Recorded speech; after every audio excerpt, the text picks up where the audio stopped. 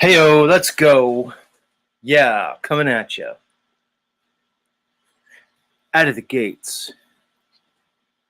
No need for a warm up. We just jump right into it. This is old hat. At this point, you know it.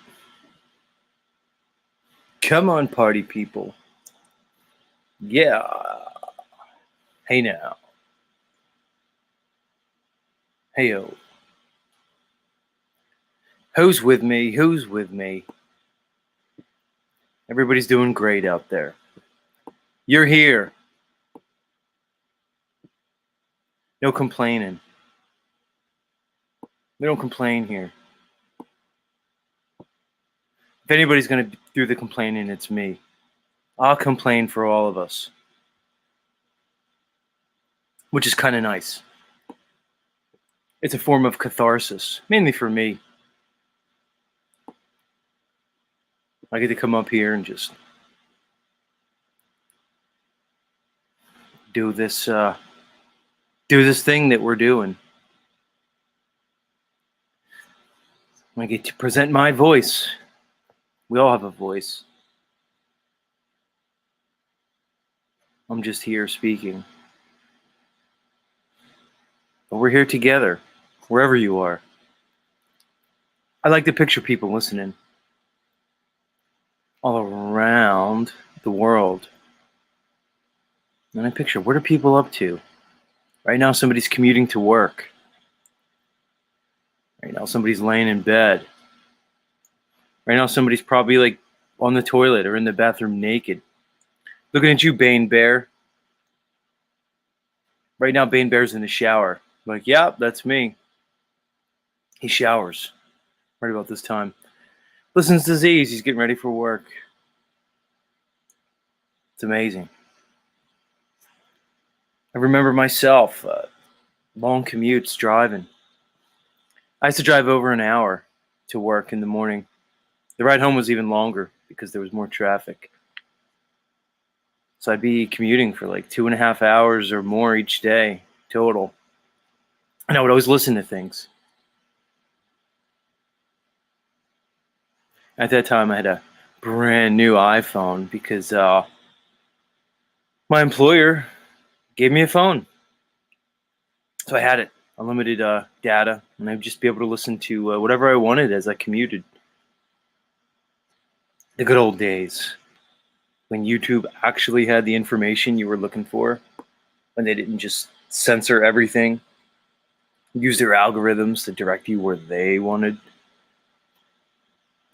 And I would just listen to different content creators.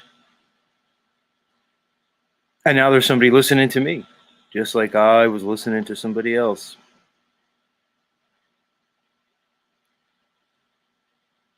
Here we are. Round and round we go. What's the thing about this life? Just when you start to know something, if you can ever know anything, but let's just say just when one reaches a place of maybe wisdom and some degree of knowledge, as soon as that happens, you're like an old fuck. And then you like kind of die eventually. Which is the good thing about being a human, because we have the ability for language, written language, the written word. We could write stuff down. We can preserve our thoughts, our feelings, our ideas. We can preserve them. Now we do it digitally, which people think is better, but let's really look at it from the controller's perspective. A lot easier to wipe out information when it's digital. You know, back in the old days, you'd have to do a good old-fashioned book burning. You'd have to go around, confiscate all the books from everybody, tell them this is bad stuff. And then you'd have to, get a big bonfire going, throw all the books in. It'll be easy for them next time they want to reset all the info. Just pull the plug on whatever DARPA managed, engineered, and produced supercomputer they're using to kind of run this whole show. Just pull the plug on it. There goes all the info. It seems like they're doing one better now. Just create a bunch of algorithms that direct people to the information that you want them to see. I'll give you an example. This morning I wanted to do a presentation on the upcoming autumnal equinox. Well, it's the autumnal equinox for us, north of the equator. But either way, the equinox is coming really soon. So I wanted to kind of maybe go in and like just do a presentation on it, because I like talking about heavenly events, celestial events, things like that. And, sure enough, every single bit of information that I came across had their propaganda right up front. Instead of describing to me what observably can be described as the equinox, they just give you a bunch of misinformation, a bunch of theory right up front. I didn't ask about the tilt of the Earth's axis and its orbit around the sun. I asked about the vernal equinox. What is it really? What can we observe? What can we measure? What is it really? Nothing telling me about the length of day and night. I mean, that came, but afterwards. The first thing they had to tell me was about the tilt of the Earth's axis and how we orbit the sun, and how that gives us the equinox. I didn't ask about that. That's your theory. No, Z, it's been proven, blah, blah, blah. We have people in space. Okay. That's proof. You need to look into the scientific method a little bit more. Maybe you need a little lesson on what proof is. Maybe that's what I should talk about coming up in the future. More about the scientific method. So when people say it's proven, of course, Z, you're an idiot. Yeah, you wanted to look up the autumnal equinox, and of course, it told you about Earth tilt. Because it's proven. Okay. Is it? Maybe we need to learn about what proof is. Talk about the empirical method, experimentation, what observation measurement is, things like that. So yeah, I'm trying to look up a natural phenomenon, one that's been known and celebrated throughout the course of human history, at least as far as we know it. These celestial events, these events that are just milestones, they mark our progression of time. They mark a lot of things. The harvest seasons, that's how we keep track of things like this. Religious celebrations. If you guys know anything about Easter, the holiday of Easter celebrated by the Christians, more specifically the Catholics. It's celebrated in relation to the vernal equinox, the spring equinox. All right, it was traditionally celebrated. It was the first full moon after the vernal equinox. Now it's the Sunday after the full moon, after the vernal equinox. Yeah, I know. I had to look into stuff like this. How many of you know that? How many of you right now still celebrate Easter? Probably most of the ladies out there. I find the ladies of this community are the ones that still celebrate those holidays more than the men. Yeah, it's not 100%, not all, but women tend to be more fixed on tradition and things like that. And they'll celebrate, like Christmas. Like a lot of us would be like, Christmas, ugh, it's Saturnalia. Where a lot of the women would be like, oh, okay, it's nice. Spices and Yule logs, Christmas trees, Rudolph. But yeah, so this holiday of Easter was around the vernal equinox. But here we're talking about the autumnal equinox. For me here, north of the equator. But yeah, what's with that? I go to look up what a natural phenomena is, and it just gives me a bunch of theory, basically a bunch of propaganda.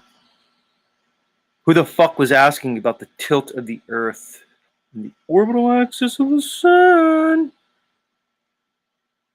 No, it's the orbital. It's the orbital axis of the Earth as it proceeds around the sun. And I didn't ask for that. I want to know what the equinox is. What does that mean? What is the position of the sun in the sky? How does it affect the distribution of day and nighttime? What's it mean for the weather? And then I'm like, well, okay, this is the nature of the deception. Wow, it goes deep. We're in it now. Guys, we are in it now. And it goes back to what I was saying about this digital technology. They could just say whatever they want. They could just give you whatever information they want. So what are we going to do? Somebody's got to call it out. And that's the thing. I have to look like the idiot to the rest of the world when I come on here and talk about these things. I have to play the fool. Okay, fine. I'll play the fool to everybody. What do you think it's like for me? You know, when am I going to go to like a family reunion? Oh, there's John. That's my name, everybody. It's not Z. Believe it or not, I wasn't born with the name Z. Oh, there's John. Whew. Oh, did you know he says the Earth's flat? He goes on YouTube every single morning and tells people the Earth is flat. And I have to be the idiot. I'm like, oh, you think I'm the idiot? Okay, fine. Hi. Yo, I'm the idiot, everybody. Look at me. And they're like, hi. Hi. And I'm like, hi, how's it going? Good to see you. How you doing? They're all jabbed up. All of them jibby jabbed. Not my immediate family, which is cool. Not my immediate family, but like my extended family. They're all jabbed up. And they gotta be like, oh, there's John. He's that guy. How's it? And they're like, they don't know what to do with me because they're like, oh, wasn't he like, like successful? Didn't he have stuff going on? Poor John. I just call myself Z. I just pretend they all call me Z. Poor Z. Look at him. Remember, he was like a professional. What happened? Oh my God. He looks so different. What happened? I got to be like, oh, nothing. I'm fine. How are you guys? Now, just they're like, hi. I'm like, what do we do with him? What do we do with a guy who just walks around saying everything's a lie? Because they can't admit that it's a lie. They're bought in. They're baptized. They're baptized into this world. This world of scientism. Oh, you have a religion, people. It's called scientism. You worship whatever the controllers tell you. You'll believe something about your reality that's contrary to all of your senses, all of your experience, all of your observations, and even opposite to all demonstrable reality. You'll believe a lie because it's told to you by a so-called authority figure. And they say it over and over and over again. They present it to you. It's ubiquitous at this point. You'll believe a lie that's contrary to all observable reality. You want to talk about mind control? You want to talk about enslavement, mind matrix? They got the entire world to adopt a belief system that's contrary to all demonstrable reality, contrary to all applied physical science. And you believe it. And we got to be the idiots at the family reunion. Oh, hey guys. Oh, did you hear? Z lost his mind.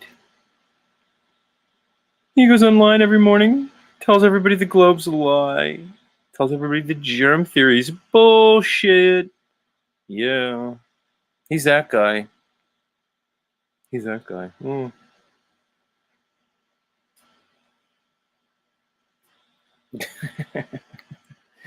That's okay, guys. Everybody needs to play the fool. Remember that song from the 80s? Who was that? Lionel Richie? Not sure. I don't remember. But everybody plays the fool. Interestingly enough, if you look at the principles of some of these more esoteric kind of principles, alchemical principles, there's a method in playing the fool. There's even a benefit to it. When you learn how to maneuver, when you learn how to deal with people, interact with people, you realize that there's methods you can employ. Hey, I got a secret for you guys. Ready? I'm talking to you if you're listening to me. You don't have to tell the truth all the time. Sometimes you need to lie. Sometimes it's good to lie. What's he saying? I thought he's a truther. Yeah, I'm telling you the truth. The truth is you need to lie. If somebody's being insincere with you, there's no need to be truthful and sincere with them. You can maneuver in this realm. You can lie to people. Hey, your pal Z's giving you permission, everybody. You could lie. You could lie right to somebody's face. You could do it. And I could prove to you right now how everybody here has lied, will lie, and should lie. If somebody's coming after somebody you love, if they want to take something from you that's important, if they're threatening you, if they're committing a crime against you, if they're using you, exploiting, and abusing you, look at them right in the face and lie. You would do it. Any of you people that are parents, if somebody was invading your home and you hid your family under a floorboard and they came in and said, "Where's your family? Are they here?" What are you going to do? You're going to say, "They're under the floorboards." Now you say, "No, nobody's here. It's just me." You lie right to their fucking face. See, that's how you prove things to people. When you talk about philosophy and logic, you take it to the extreme. You take it to the philosophical extreme to make a point. No, what's Z saying? I'm saying you don't have to be suckers. The passivity, the guilt that you feel has been engineered. They gave you a bunch of religions. Told you how to act, how to be, and what the consequences are if you don't do what they say. Oh, what's Z saying? Oh. I'm saying that you need to think for yourself. Use critical thought. Use your God-given divinity, your ability for logic and reason. You could think. They don't have to think for you. There's no thought crime. You need to break out of your. You need to break out of your indoctrination. You've been programmed stimulus response ad infinitum, ad nauseum. It's just classical conditioning. You could break it. There's ways to do it. It's time, people. You don't have to feel guilty. Shame. One of the biggest tools that they use to control and influence your behavior is shame. Get over it, everybody. Tired of it. All right. Can we get the show started? Can we do it? I think we should do it.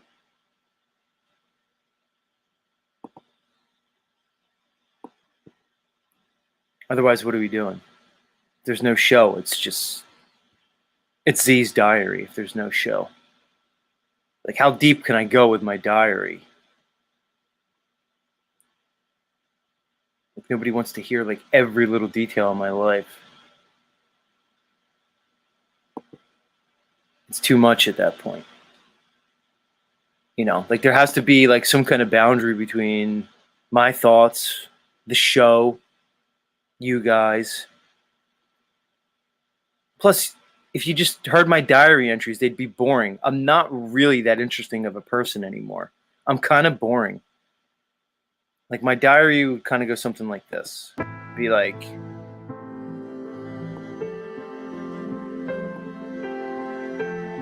it'd be like this. Dear diary, I woke up this morning and I went to my local convenience store. I was so excited to get the pumpkin spice coffee, but alas, when I arrived, I realized they were all out of pumpkin spice. So I got the Colombian. Tear. Like my diary would be boring. It's not that exciting. Dear diary, I went grocery shopping today. The checkout lady at the counter was kind of attractive. I smiled at her, but she didn't smile back. Sigh. Oh well. I'll find the right person eventually. You know? Yeah. This is this would be my diary. It's fucking the most boring diary ever. You know? It'd be like, Dear diary, I looked up Christy Lee dolls on Facebook. There were a few revealing pictures. I was able to see cleavage. Boy, it'd be nice to spend some quality time with her. But now I think about it, there's probably no way that'll ever happen. I'll probably just be alone forever. Sigh. See, this is not an exciting diary. It's not. Yeah. It's kind of sad when you think about it. Kind of desperate.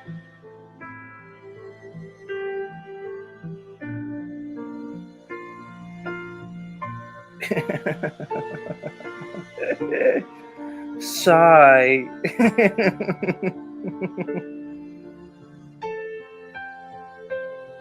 Yeah. So I'm not just gonna come on here and like lay out all my deepest, darkest secrets. It's not a show. It's not. My old diary entries were much better when I would basically explore my homosexual feelings for Rob Cleveland. You guys remember those diary entries?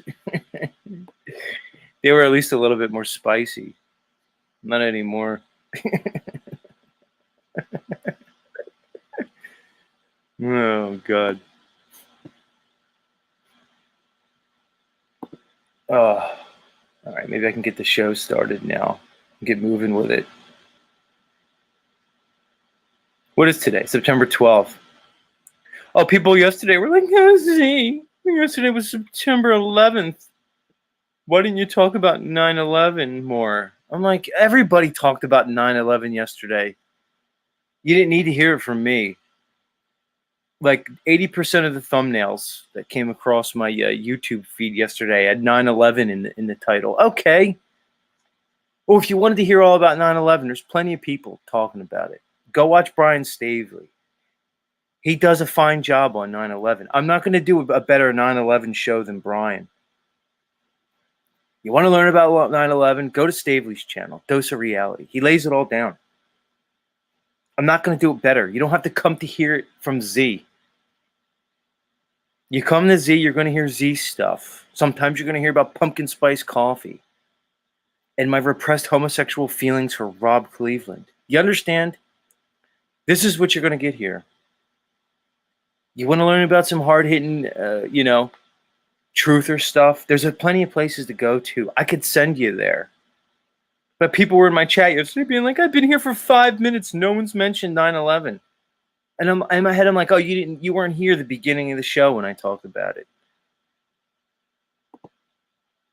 Everybody wants to be a half-baked fucking producer. It's too much. Speaking about producer, has anybody seen Moose? Z has a theory that Moose is going through some problematic times right now. Who knows anything about Moose? If you do, let me know in the chat. I went to his channel yesterday and I left a comment for him, but he doesn't appear to have responded. I don't know why I'm talking about Moose right now. Literally like 12% of the audience knows what the fuck I'm talking about, but somebody let me know what Moose is up to. Nuba says he was watching Benton 20 minutes ago. That's good. I just want to make sure he's okay. Like, he doesn't have to come here and stuff, but, London McLovin says he's begging for forgiveness with daddy. Like, he's, like, crestfallen and despondent because Paul enslaved, like, his banned Moose from the land of Enslavia.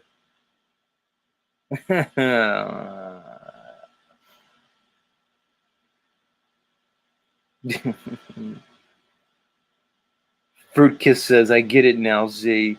I don't know what you get, Fruit Kiss, but that's good. Who knows? Who knows what you're getting? Who knows? All right, let's start the show. God forbid. It's enough. It's too much, even. Let's get it going.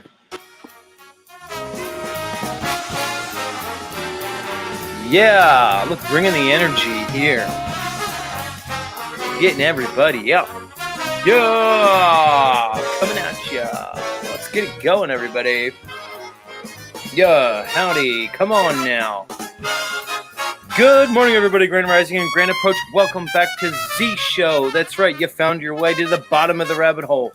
The rabbit hole does end, and it ends right here. You made it. Welcome. We're broadcasting live and in living color around the level horizontal realm. Who knows where the stream will bring us? Who will we meet today? Will we have special guests such as London Man, Axis Raplood, and everybody's favorite demon-possessed, apparently Canadian Morgan? Yeah, coming at you. Maybe Jackie Fox will come up. Or Rachel Zinger will finally come up with her beautiful cleavage. Bam. Yeah, let's go hitting the mark, everybody. You got to hit the mark in showbiz. You understand? Entertainment. Boom, you got to hit the mark. That's right. That's right. What did you end up saying, Fruit Kiss? Oh, the globe is a theater. Right. All the world is a stage, truly. It's a theater. Guys, you're all existing in like a big cosmic... It's a goof, guys. They're fucking with us. This is the big secret. This is like the knowledge of all knowledge, the holy of holies. This is the big secret of the times. This is just fuckery. None of this really is real. Talcott's right when he questions, is this real? It's probably the best question ever to ask yourself. Is it real? It's not real. You know, what does he mean? It's not real, huh? If you prick me, do I not bleed? Yeah, you bleed. I understand that. But it's not real. How many times do I have to tell you? Right here, right around you, within the metaphysics of the very reality that you're experiencing, there's all kinds of weird entities and beings, and they're all involved with you. What's he saying? Let me just lay it out for you guys. Right now, there's a bunch of clowns and jesters, elves, sprites, fairies, serpentine, reptilian-like entities. They're all here right around you. And they're like involved with you, your emotions. You understand? They're like aware of you, even though you're not aware of them. And they're fucking with you. They're laughing at you. It seems like they laugh the hardest when you're really wrapped up in this world. It's like whenever they see somebody like really involved, like in this reality, taking it seriously, they're just laughing at you. They're getting off on it. It's a clown world, literally. When I say it's a clown world, I don't just mean like, oh, like Klaus Schwab and Elon Musk and Bill Gates are just clowns, even though they are. It's a clown world from the very metaphysics of it. Oh, what does he know? What does he know? Okay, what do I know? You're right. You know better. It's what you think it is. Especially you churchianity people. You come here and you want to tell me what reality is each morning. Oh, there's a big guy in a white beard and he sits above us and he's watching us. And he's really pissed at us because he gave us a bunch of rules and we fucked up. Okay, you buy into that reality. Go ahead. See how it works. See how it works for you. Let's say hi to the chat. Look at me droning on and on. Who's here? I like the Johnny theme music when I'm going through my intro, but I need music as I'm going through the chat. Let's try this. We'll try some different theme music. We'll experiment here this morning. Oh, really? This isn't what I want. Come on, man. You're messing my flow up. I had a good flow opening. I had a good flow going. I had a good intro. Now I'm just trying to pull some music up. Let's try this. Yeah, here we go. Let's try this. Yeah, who's here, everybody? Who's here? Early in the morning. A bunch of people showed up. Let's greet them. Yeah, coming at ya. Let's try this one. This one's a little bit longer. I kind of think this one will be better. Let's try this. Are you gonna play?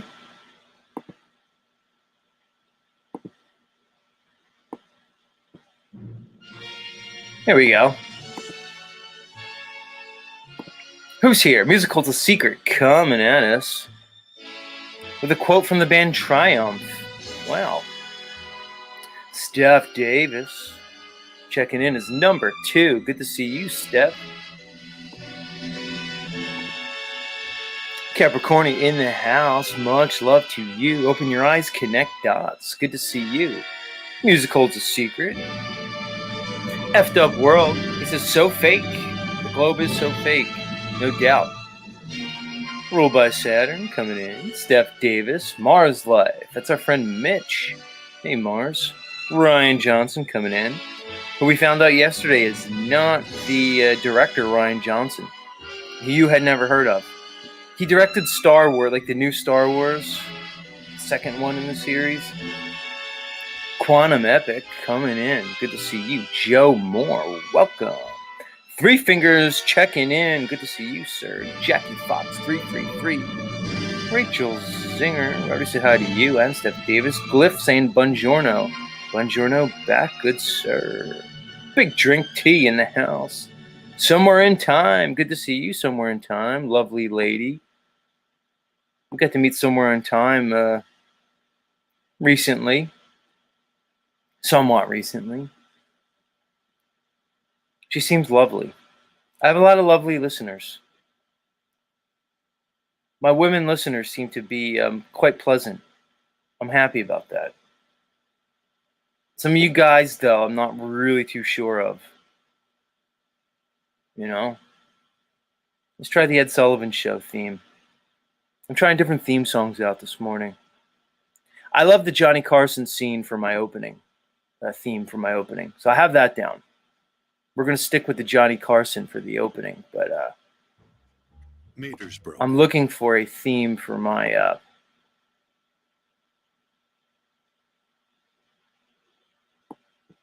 for me reading the chat. I'll know when I find it. Like it'll just fit like a glove once I find it. Who else is here? Bear Jew in the house. Uncle Rick is his name.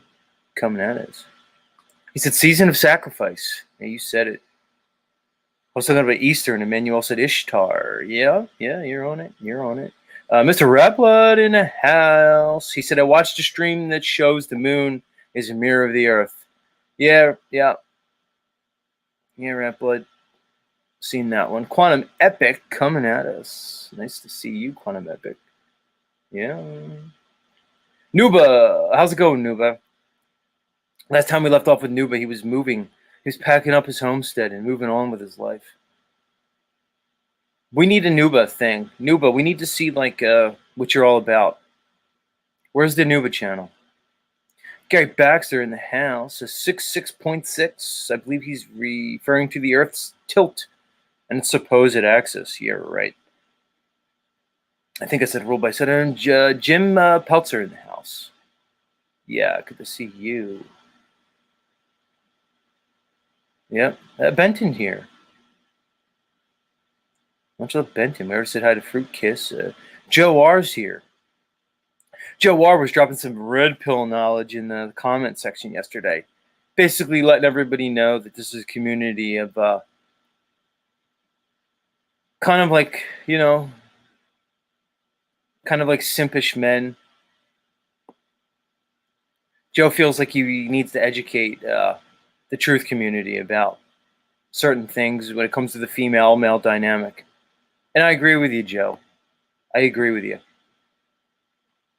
Beyond Belief in here. He's our resident Rising Earth believer. That's right. Beyond Belief.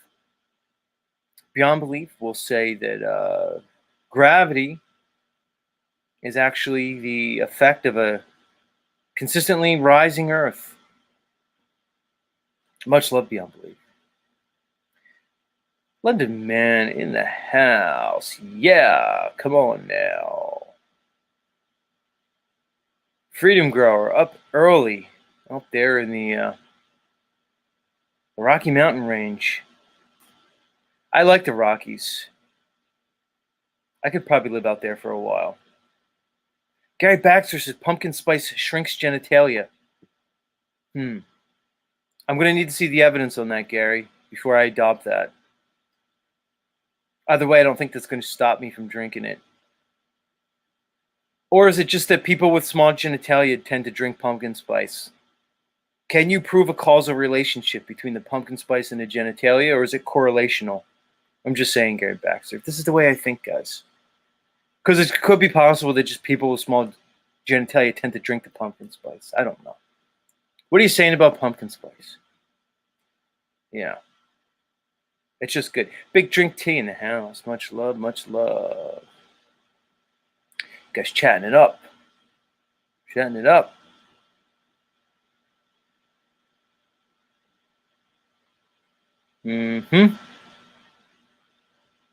Mateo's here. He said, stop the gay shit for Rob Cleveland. All right, Mateo, I'll stop the gay shit for Rob Cleveland when you stop being gay for me. How's that? Well, I'll make a deal with you. What do you think, Mateo?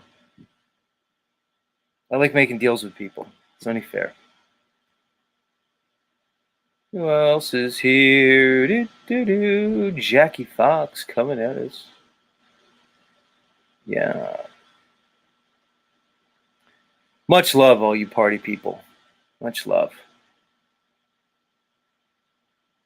Emmanuel, I think we said hi to you.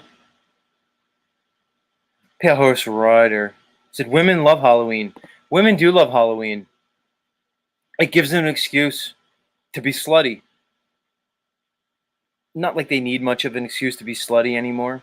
Like, look, right on cue, Christy Lee dolls. I would like to see like pretty much a montage of Christy Lee dolls' past Halloween costumes.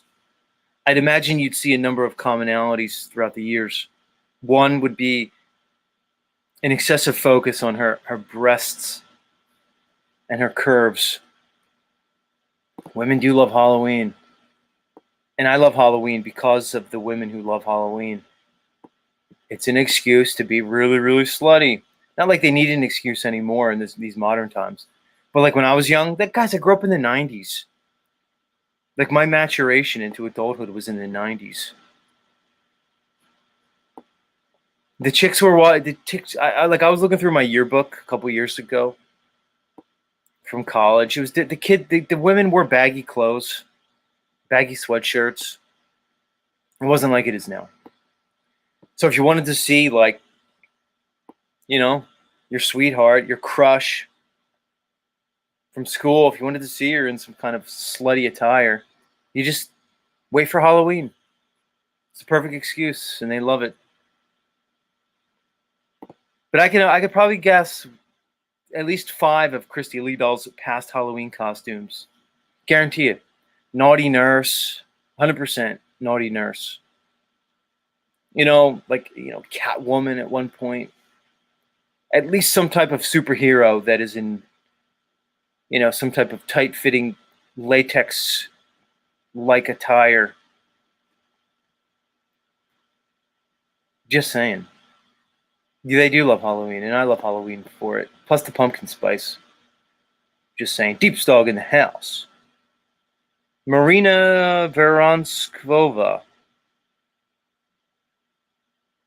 Is that you, Marina? Or is it a different Marina? Interesting. Who are you?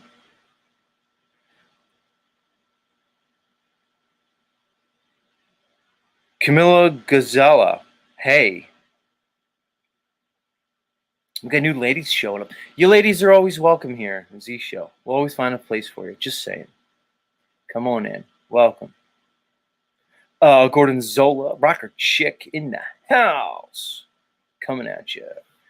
Lord Sri Hari Hari says, yo, homie. Yo, back to you. Let's see what Beyond Belief says in reference to the upward motion.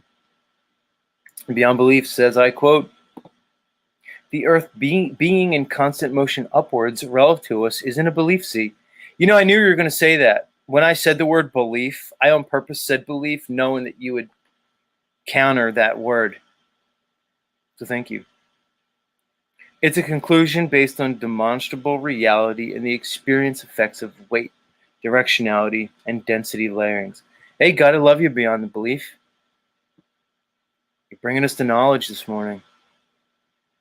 How can you have direction on a stationary earth? Begs the question. Mental pancakes in the house. Sovereign coming at us. Yeah. A lot of you guys talking about the pumpkin spice. Come on, who doesn't love pumpkin spice? Quantum Epic does. All things pumpkin. Everybody said, just this coffee gives me heartburn. Now we're going into the stationary earth thing. Beyond Belief's on fire. You're really passionate about the subject Beyond Belief. Are you one of those? I love there's certain people, especially in the flat earth community. Man, they have their thing and they're just going to push it. They're going to proclaim it from the highest hills. Yours is the rising earth. I call it rising earth. You should be the spokesman for the rising earth Beyond Belief. I still think you're secretly Del. I'm convinced. Well, how's this? I'm not convinced that you're not Del. You said, what makes an object you release move through space towards a stationary earth? Give me a mechanism of motion that objects use to accelerate themselves. Hey, you're asking good questions. You do well with the subject Beyond Belief. I'm just going to say. See, I'm not the kind of guy that just rejects things outright. I'm not going to be like, oh, more dogma. No. Gravity's electrostatics. I'm not, But for me, Beyond Belief, I'm okay with just down is down. I'm one of those guys. I don't want to bore the audience too much with some of this stuff. But I'm okay with just down means down, Beyond Belief. I'm okay with that. How's this? We only needed a concept of why things go down because somebody was trying to tell you you live on a stupid globe, an impossible spinning globe that you could somehow stick to the outside, along with like water. So I'm okay with just down is down. That's okay with me. And who's with me? Come on, tell me who's with me. Is anybody else just okay with down's down is up is up? Why do we need to know why things go down? I'm okay with density. I'm okay with relative density disequilibrium. I don't need to understand how relative density disequilibrium ceases in a free fall and that somehow proves a rising earth. I can talk intelligently on many subjects, that being one of them, but I'm just okay with down is down. That's fine with me. I don't need to know every little thing. I don't need to know what the sun is and how it stays up there. I don't need to know what the moon is and how it stays in the sky. I don't need to know that. I'm okay with not knowing. Who told you you need to know every little thing all the time? That's just science. That's scientism. To me, it's okay that some things are beyond explanation. I'm okay with that. I don't need theories. I'm okay with demonstrable reality. I don't need another theory of gravitation or gravity or why things have weight and why things move down, relatively speaking. I don't need more theories. I get it. Rising Earth is theory, just like electrostatics is a theory for quote unquote gravity. I don't need more theories. I'm all right with it. Things go down. I'm fine with it. Just saying. Robot Saturn says, "Oh brother, I don't think he's down with the rising Earth theory. I'm not sure." Pale Horse Rider says vaccine. Christy Lee Doll says beyond ridiculous. I don't think it sounds ridiculous though, Christy Lee. Look, Christy Lee, what sounds ridiculous is the theory of gravitation. I'll tell you what's ridiculous, Christy Lee. The bending and warping of space-time. That's ridiculous. Einstein's ridiculous and his stupid theory of general relativity. That's ridiculous. The theory of gravitation, that's ridiculous. At least more ridiculous than a rising Earth. Believe it or not. Right, Nuba. Thank you, Nuba. Nuba's comfortable with down is down. Nuba's like me. I'm okay with that. The weird thing about Beyond Belief is you refuse to come up to my panel. I'm going to drop the invite for you because I like you and you have good things to say, but you never come up. We have this technology that allows us to share our voices, to speak to each other. I don't need people in chat giving me fragments of information. If you're so passionate about the subject Beyond Belief, why won't you come up and talk to me about it?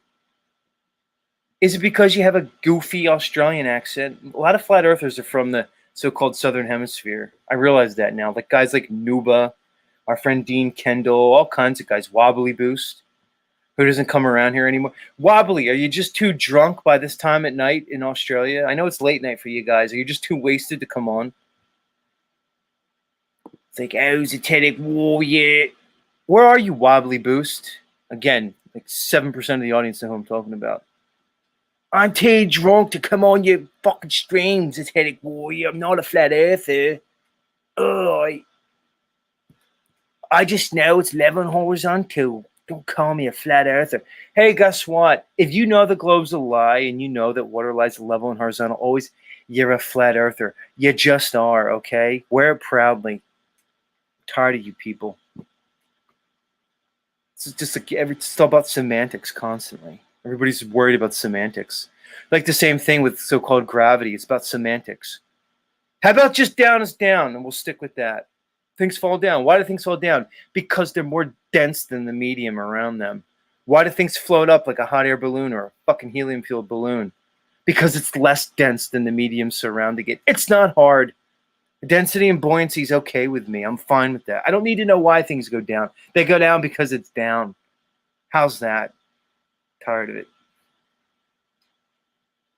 But yeah, a lot of you people south of the equator, you kind of know, you're kind of on to the globe lie. Because guess who else knows? All those Australian pilots, Qantas, the guys that have to fly from like Sydney to like, Santiago, Chile and stuff. Look, when you got to fly from Australia to really anywhere of any distance, you start to realize, like, wait a second. This isn't adding up, guys. This whole model they're giving to me is not really adding up. Yeah, guys, they know. So I'm guessing Beyond Belief is one of these Aussies or maybe even a South African kind of person, South American. And you don't want to come on because you have a goofy accent. But just come on. You obviously know English. You type in English. Now you're going to get all quiet. See, I'm talking about you. You're not going to show up. You rather talk to RT. And you rather debate. So here's the thing Beyond the Belief. You'll debate with RT, who's another one who won't come up on my show. How many times do I have to put the link in my chat before somebody comes up to talk about Rising Earth? You won't fucking do it. You'll debate with RT Beyond Belief, but you'll ignore me as if I'm not telling you to come up. But Christy Lee dolls, it's not ridiculous. The globe's ridiculous. The theory of gravitation's ridiculous. Stupid Einstein and his goofy hair with his tongue out, that's ridiculous. Rising Earth, that's not ridiculous. I'm just going to classify things according to Z. Yeah. Like, see, you're making a claim, Christy Lee, when you say it's electrostatics. Very simple explanation. You come on, Christy. You know that's a theory, right? Another theory. Electrostatics is the theory for gravity. Just saying. Oh, God. Yeah. We're all over the place here in Z Show all the time. Sometimes we'll like discuss like high level scientific concepts. Like people who come here and just think it's a goof here, just know that me and the people that are around this channel, like we're kind of like at the top of the game here. We're like the actual scientists. We're the real intelligentsia, by the way. Just saying. I know you think it's all goofy here, and I present it as goofy because it's an alchemy. Because I'll show you, and I'll basically debunk the entire so-called standard model of particle physics each and every day. I'll destroy morons like Neil deGrasse Tyson and every single astrophysicist that ever existed. I'll destroy them intellectually. But then I'll talk about Christy Lee dolls. You know, and I'll just be, you know, what many of you can consider as like a misogynistic pig. I'll do that. I'll talk about the perils of cunnilingus and why men should never put their face between women's legs. I'll do that. And then we'll sing songs and we'll pretend like we're all gay. We'll do that too. But make no mistake about it. We each and every day debunk the very science that they're presenting to you as fact. We're destroying the model of reality that they've created for you as a thought control matrix. It's just alchemy, guys. Sorry. That's the way I do it. Because it's not boring. Because I get people to tune into me and they could realize, oh shit, maybe Z's right. Maybe the theory of gravitation is completely stupid. Yeah, that's right. Just saying. Our pool knows. She says cunnilingus gives cancer. Exactly. Freedom Diver says the Muff Diving Flat Earthers is a good band name. It's not bad, actually. I like those long band names.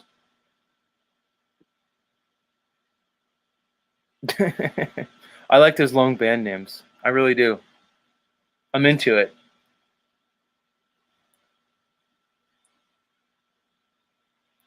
You know who has a long band name? Mr. Axis Rap Blood. He told me the name of his band yesterday. I was going to look his... Axis Rap Blood was in a 1990s industrial rock band. And he gave me the name, but it was a long one. What was the name of your fucking band, Rap Blood? Are you here? Fucking Rap Blood. He's been a topic of conversation here the last few days. Z promotes Satanists. I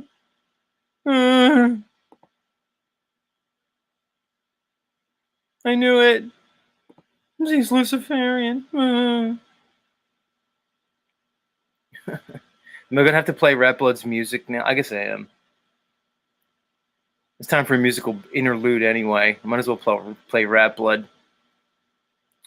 Yeah, let's play Rap Blood and give him some shine.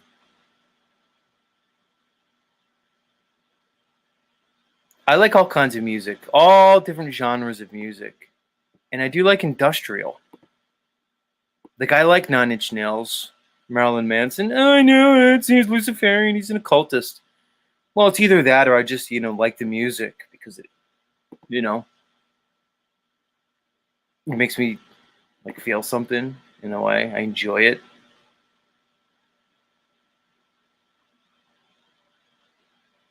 Oh, Glyph got it right. My Life with the Thrill Kill Cult. I'm going to have to look that up. London McLovin says, racist devil worshiper. Well, you might be right, but let's look throughout the history of music. It seems like there was a lot of like racist devil worshippers in popular music. Rap ruled by sentences dirty, stale, and nauseating. Well, we can't evaluate his music before we listen to it. Christy Lee Dolls like 9 Inch Nails. Hey, Christy Lee Dolls, you know that song, I Want to Fuck You Like an Animal? From 9 Inch Nails? Yeah, just saying. Christy Lee.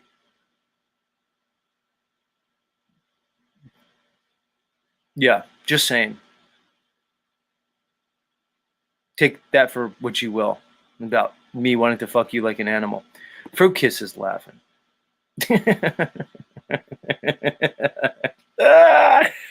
Yeah, all right, let's listen to Rap Blood. Z needs a break. I need to drink of water and stuff. Let's listen to Rap Blood's one of his newer songs. It's called "And When the Dam Breaks, Open Many Years Too Soon." And when the dam breaks up many years too soon. He said, quote by Roger Waters. I guess that's from Dark Side of the Moon.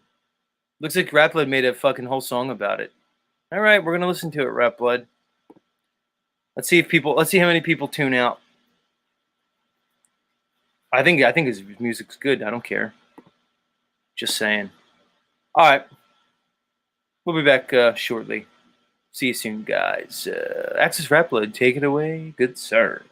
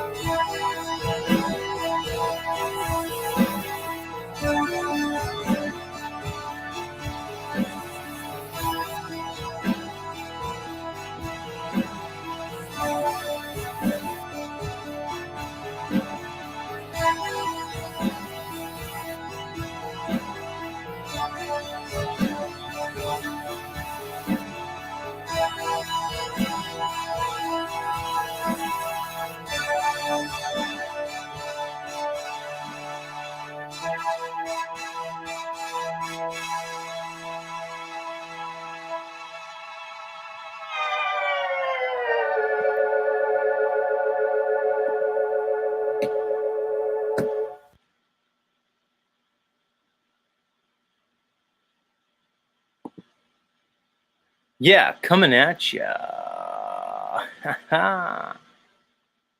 Quantum Epics says, Z, better play something really upbeat after this one. That wasn't bad. That wasn't bad. Chrissy Liedel says 30 days to Mars. Remember them? It was 30 seconds to Mars.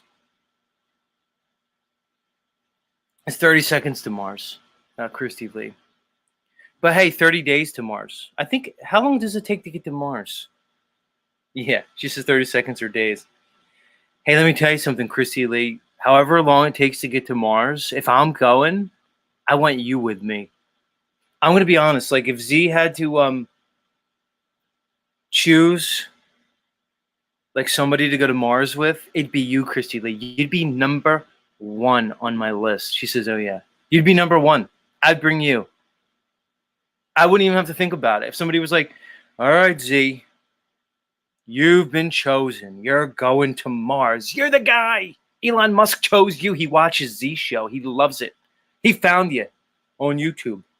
Elon Musk is a huge fan of Zetetic Warrior. And then they were like, all right, Z, you're going to Mars. You get to pick one person to go with you. Just one. Who is it? Right away, I just go Christy Lee Dolls. That would be it. It'd be reflexive. I'd be like, Christy Lee, you'll get it right now.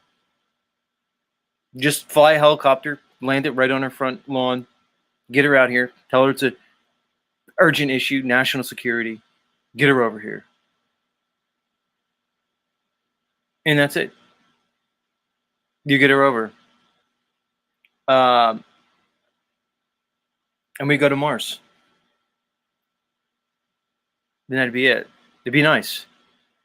I would do it. I'd volunteer. I'd go to Mars if that were the case. I don't know what that says about me, but it's kind of true. Like, there's that weird movie with Chris Pratt and Jennifer Lawrence when they're like out in space going somewhere, and they're in like a cryogenic sleep state, I think. And like he wakes up for some reason, and they're heading to some like distant galaxy or whatever. So like him waking up, he'd be alone for like the rest of his life because all the other astronauts were in this like cryogenic sleep state. So guess what he does? He selfishly wakes up Jennifer Lawrence. It's really a weird movie. I forget what it's called. Maybe somebody could tell me. It's a stupid movie, but that'd be me. I'd wake you up, Christy Lee Dolls. And she forgives him in the movie. She finds out that he fucking woke her up, which basically means she'd be isolated with him for the rest of their lives. But then in a weird way, she like forgives him and stuff. Would you forgive me if I woke you up, Christy Lee, from cryogenic state? Because I selfishly want to fuck your brains out, just me and you, for like years on it. Would that be weird? I don't know. Strange. I get in my imagination like that.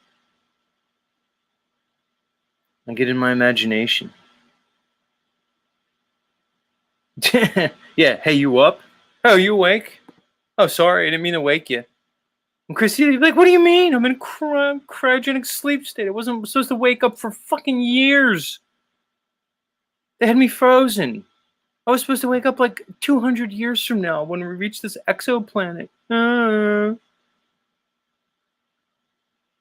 I'd be like, well, it looks like you're up now. You want any breakfast, Christy Lee? Now that you're up from your cryogenic sleep state? I selfishly woke you up because I was horny.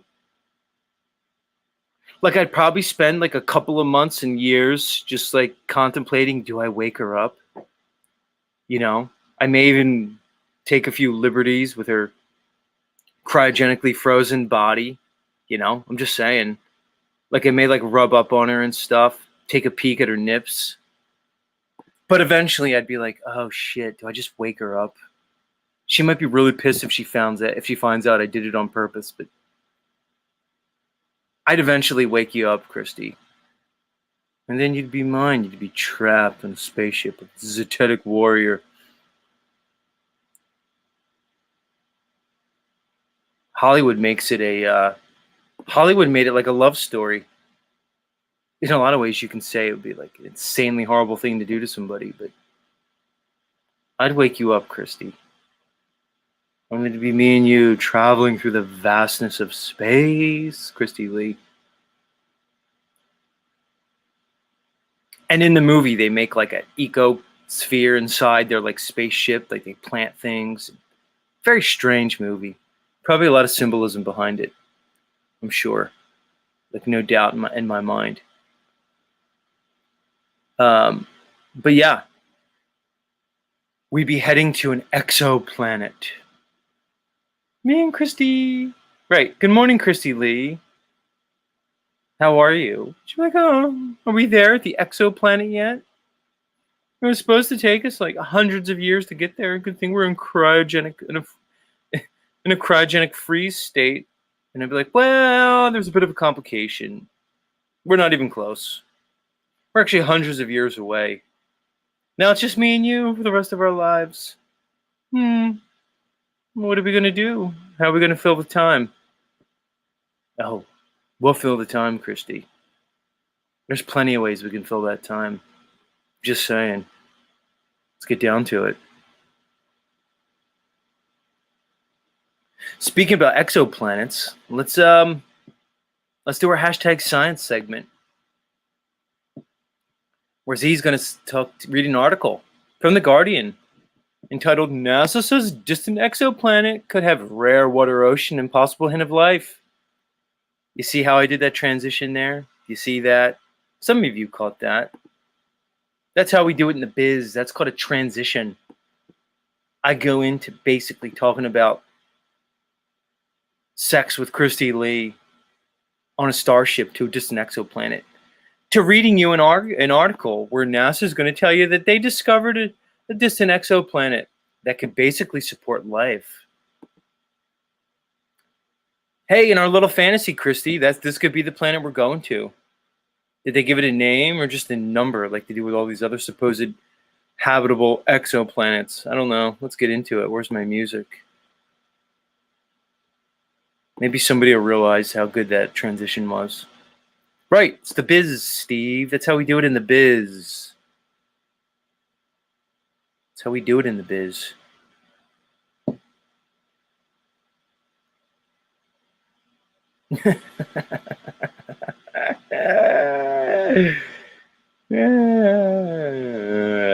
It's hilarious.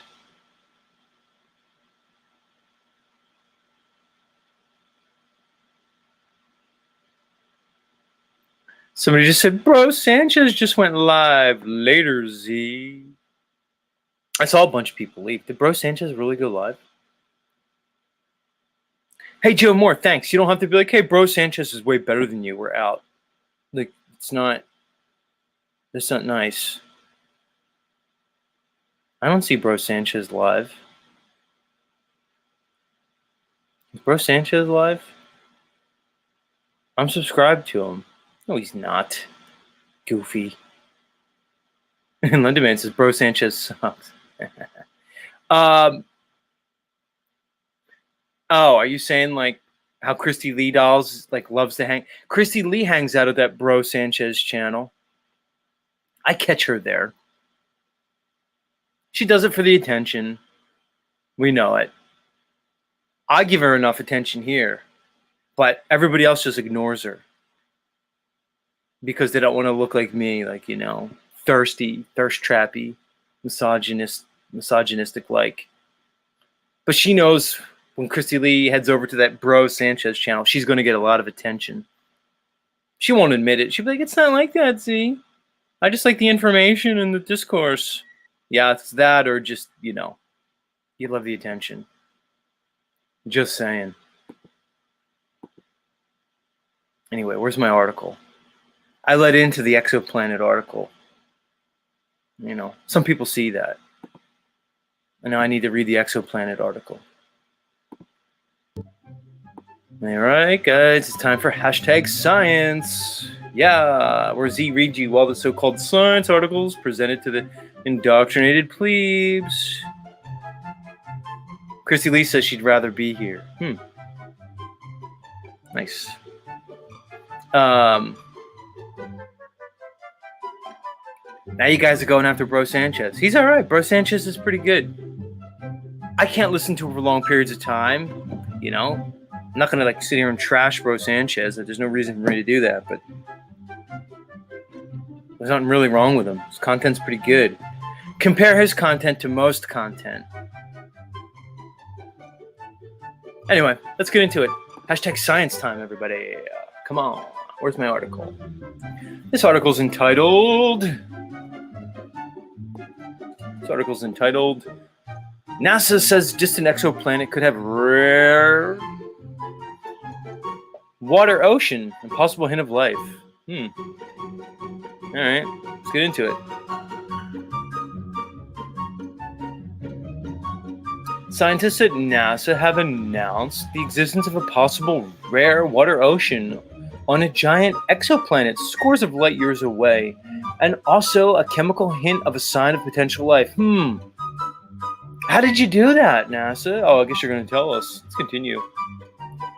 The intriguing discovery was made by the space agency's James Webb Telescope, peering 120 light years from Earth in the constellation Leo, building on earlier studies of the region using Webb's predecessors Hubble and Kepler.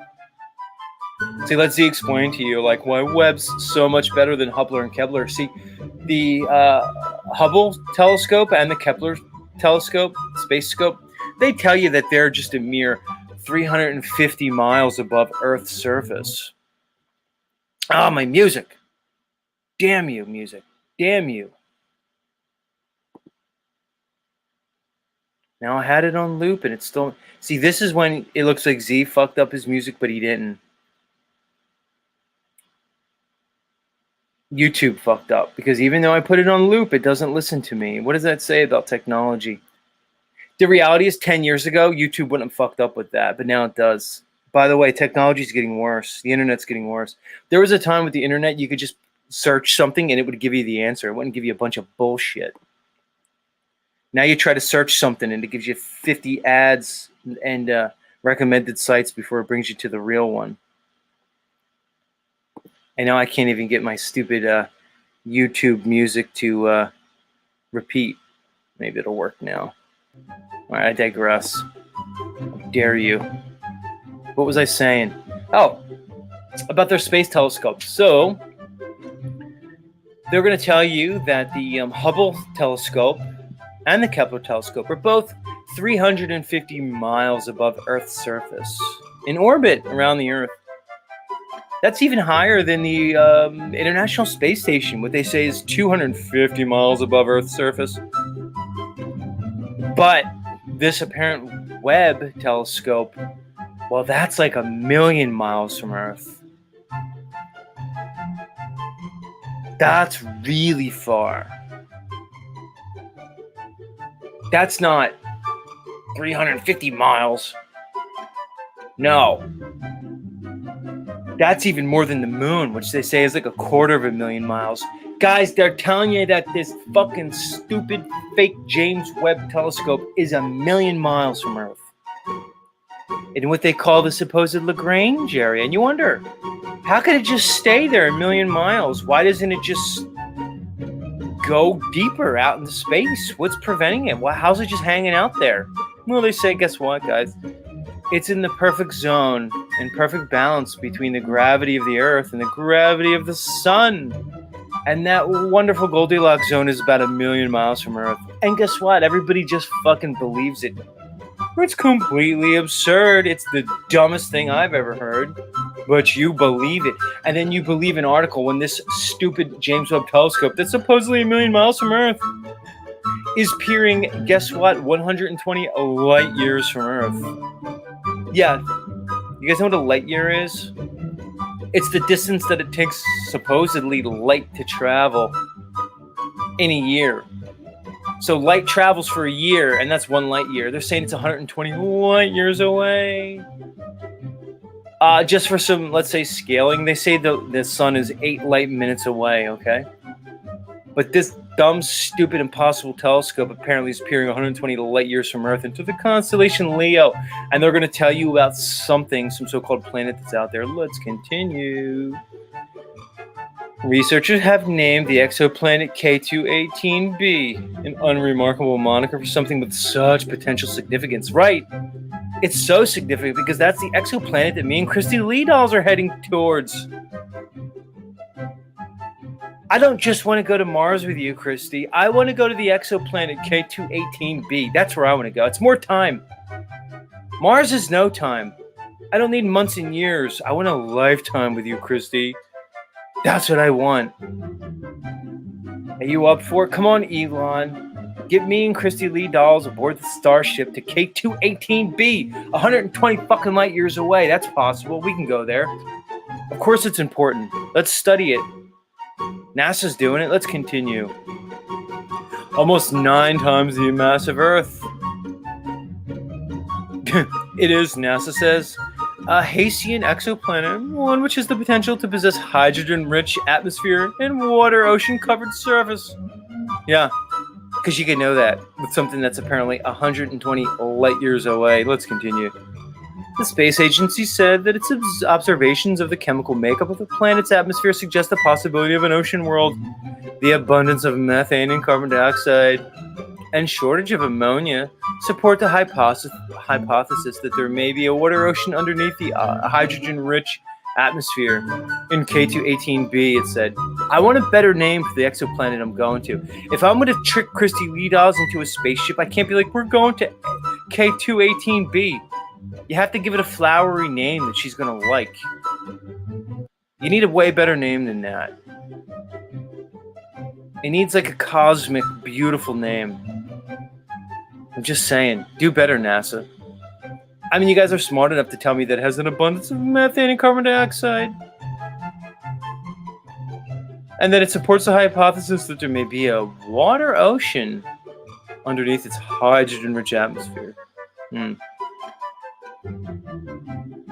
Let's continue. But the agency also hinted at even more remarkable possibility in the potential finding of a molecule called DMS, which is dimethyl sulfide, which on Earth is only produced by life. Oh, so somehow using a telescope, which apparently just picks up, electromagnetic energy that we call light in the visual light spectrum. So from a telescope, you're telling me that a supposed exoplanet 120 light years away contains dimethyl sulfide, which is only produced by life on Earth, which means there's a possibility of life there. Because of a supposed telescope in space and the measurements it's taking regarding its light patterns. And people believe this. This is science. Guys, there's nothing you can tell me that's going to make me believe this. There's no amount of speculation. There's no amount of interpretation. There's no amount of logical leaps. There's no amount of interpolation of data that you could show me that you're ever going to fucking convince me of any of this. But this is science. So I'll just make fun of it.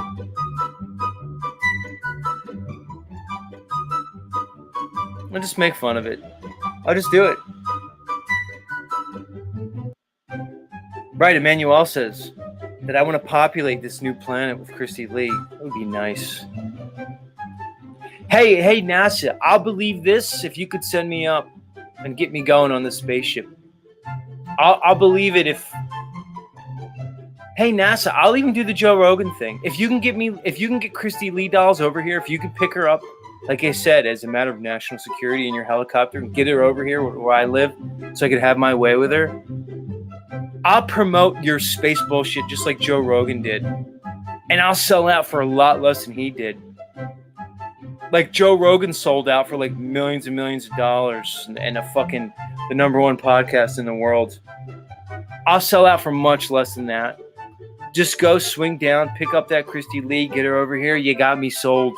I'll switch my tune tomorrow. I'll be like, NASA's great. I love you, James Webb Telescope. Of course you're completely possible. Sign me up for the trip to the exoplanet. I'll change everything.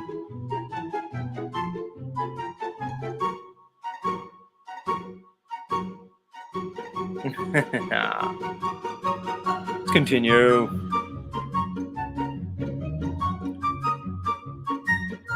What were we talking about? That's right, dimethyl sulfide, DMS. The bulk of the quote, the bulk of the DMS in Earth's atmosphere is emitted from phytoplankton in marine environments. The presence of DMS, however, is still to be confirmed and requires further information. Oh.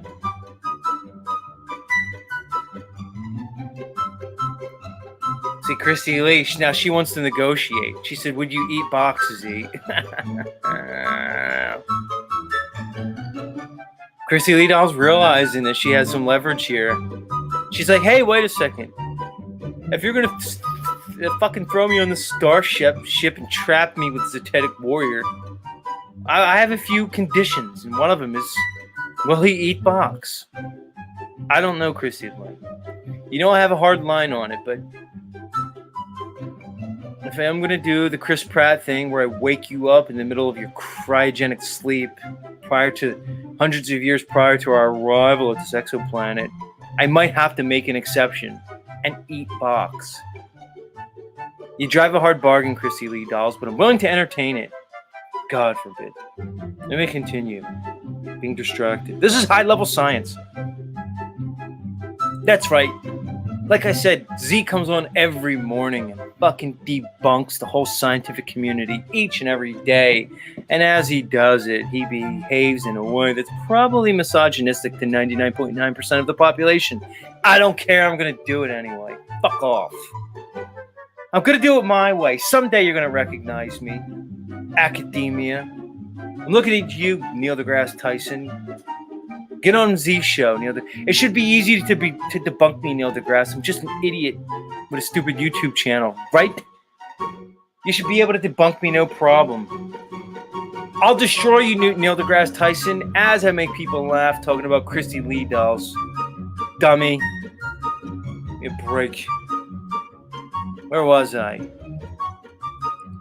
So it's funny, like you're going to have the balls to tell me that the presence of this apparent dimethyl sulfide is still to be confirmed and requires a further investigation. So you're going to confirm it?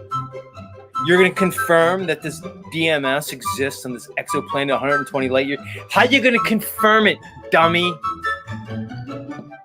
Okay, let me continue.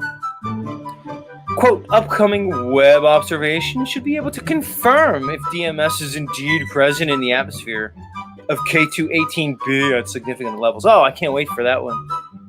Says somebody with an Indian last name that I'll never be able to pronounce. A University of Cambridge astronomer and lead author of NASA research. Ooh, he must be really smart.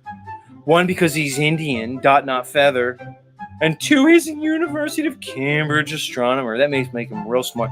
Much smarter than Z and all you idiots here listening to me, of course. He's real smart. Because he'll say it in an accent that makes him smart. He'll be like, we've reviewed the...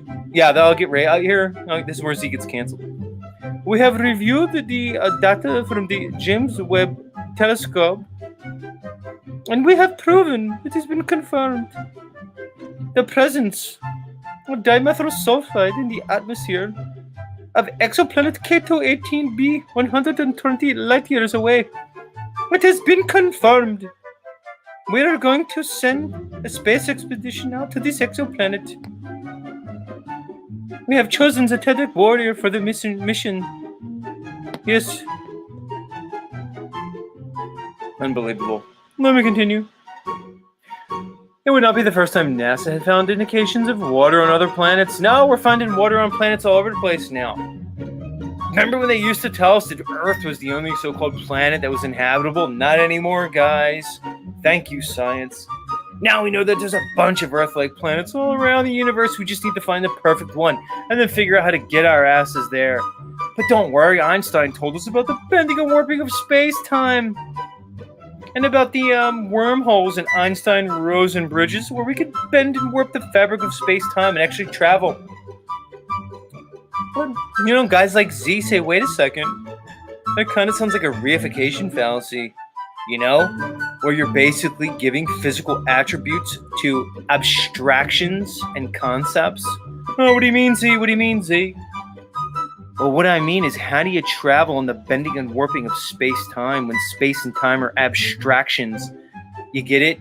You can't touch space. You can't touch time. You can't observe it. You can't measure it. And you certainly can't fucking bend it and travel along it. Dummies. Oh, what does he know? What does he know? As he debunks all known academia and education every single fucking day. Because I still have the ability to think. Let me continue. Maybe somebody knows what I'm talking about.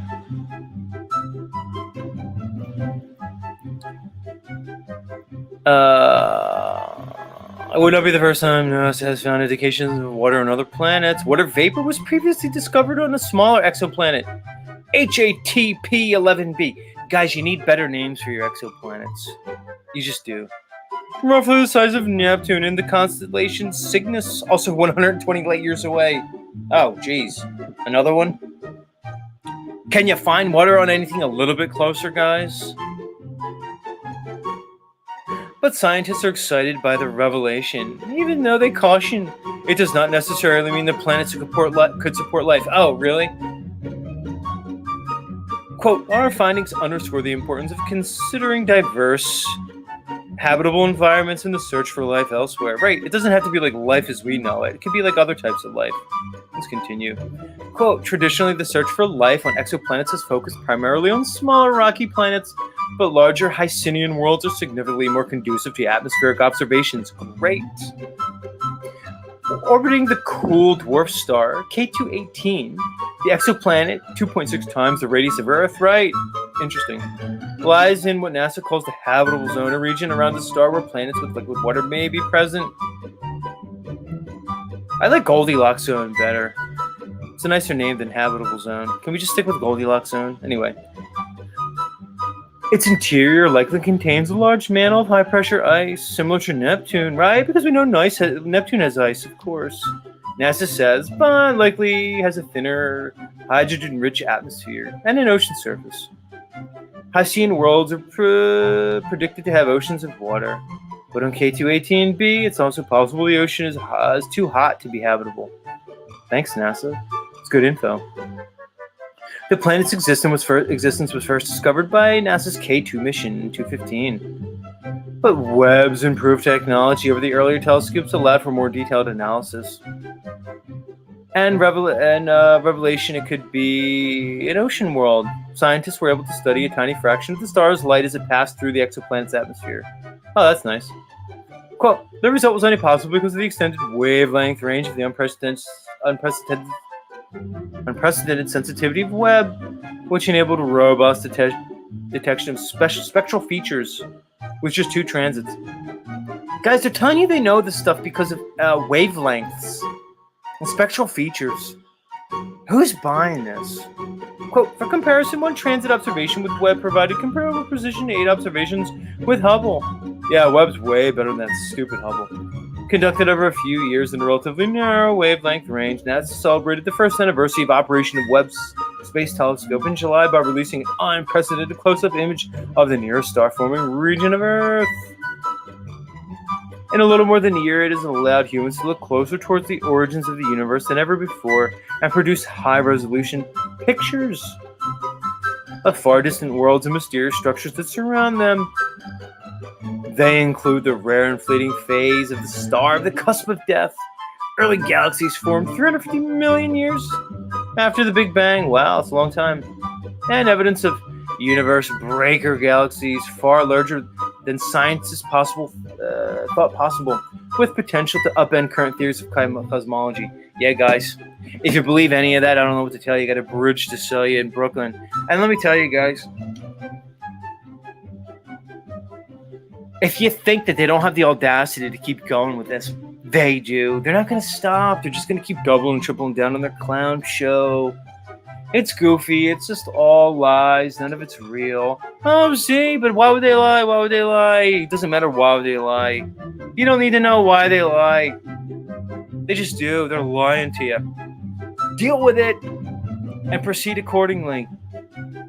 It's stupid. It's dumb. You've been lied to about everything. Have fun with it. Move forward. Hey, discover something about yourself. I love graphics. You come in every morning and says, it's just really odd to me to present an alternate theory to a theory. Offer no baking evidence. And then expect everyone to buy your unfounded theory. Blah, blah. What theory did I offer, dummy? None. The theory is what they're presenting you. I'm just telling you it's bullshit, idiot. You're so stupid. You're so dumb. Yeah. Just really odd to present an alternate theory to a theory to a theory to a theory. There's no theory coming from me, you idiot. There's no theory. What theory have I given you? Graphics who never comes up? What theory have I given you, you fucking moron? I'm graphics, I'm dumb, I don't want to let go of my paradigm because it's scary. Yeah, it's so scary to me. I have a paradigm. If I let go of it, I don't know what to do. I'll lose my identity. Who am I? Who am I without the globe? Nothing changes except your indoctrination, idiot. You don't want to let go of your paradigm because you have an whole identity defined around it. You have posters of planets in space. You love Marvel. You love space. You love Star Wars. That's why you think it's a globe, because you don't want to let go of your little fantasies. I offer no theories, just demonstrable reality. Hey, pointing out that water lies level and horizontal always, that's not a fucking theory. It's just pointing out applied physical science. You get it? It's not a theory. When I point out that all water is demonstrably level and horizontal, there's no theory there. When I point out that all large-scale engineering projects are done using simple Euclidean geometry based on level and perpendicular, that's not theory. When I point out that no Earth curve is ever accounted for, when you talk about large-scale geodetic surveying, that's not theory. Do you understand? When I point out that you could see things way too far, when at elevation you can see mountain ranges 500 and 600 miles away, that's not theory.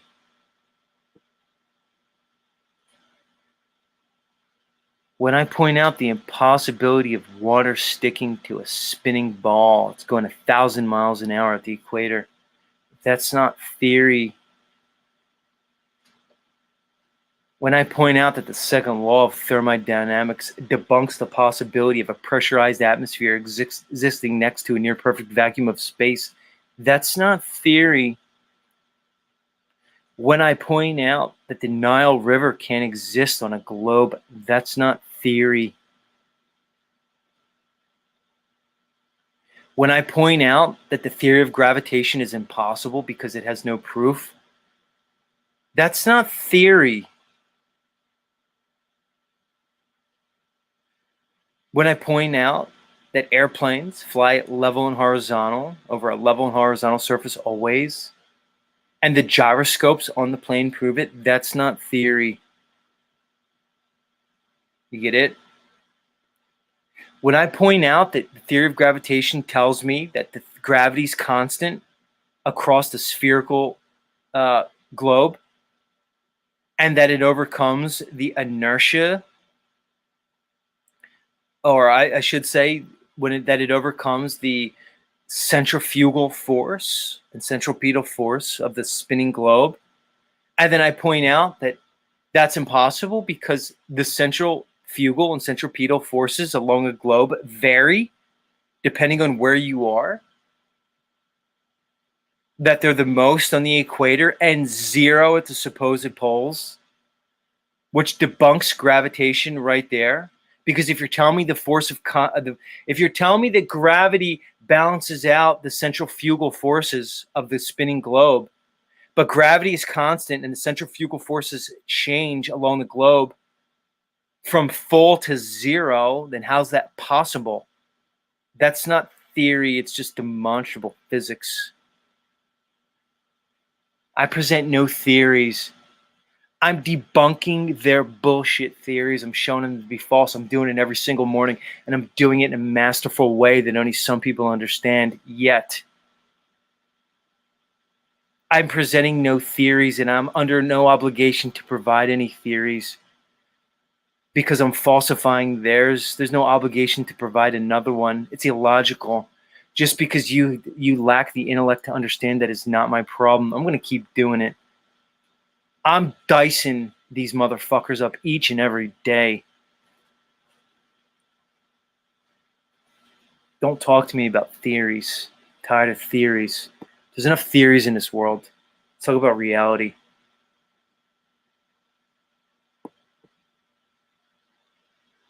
Here's what graphic says, and here's how dumb you are.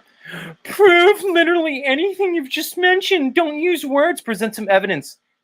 See, here's how dumb you are, and here's what you don't understand.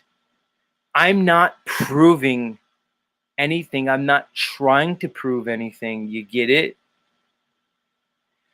I'm debunking their supposed proofs. See, graphics? You can't think. You lack the ability for logic. That's not my fault.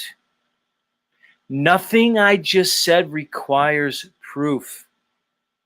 It's demonstrable. I'm disproving their theories by showing reality. I don't have to prove the Nile River. You understand? It's a natural phenomenon. It doesn't require proof. It exists. And people can't think. People have lost the ability to think. The Nile River is a natural phenomenon. It exists. Its existence debunks their so-called proofs of the globe. You get it? Just because you can't think doesn't mean I can't think. It's a shame. You'll never get it. You'll never get it. You never will. And here's your red herring. Z, how does electricity work? What does that have to do with the price of tea in China, you idiot? He said, you're also not debunking or disproving anything. as I'm actively debunking all of it. What does it matter how electricity works, dummy? Right, like Soberman says, who's the burden of proof on? It's the one making the claim. You want to claim a model, especially a model that goes against all observable and objective demonstrable reality? You better be able to fucking prove it. There's no burden on me. I'm not presenting a model. They present the model. You're supporting their model. The burden's on you, graphics. That's what you don't understand. And what the hell does electricity have to do with any of this conversation? Because I could explain to you exactly how electricity works. But it's a red herring. It has nothing to do with this convo, idiot. Dumb. Oh, he's going to come up. He says drop the link.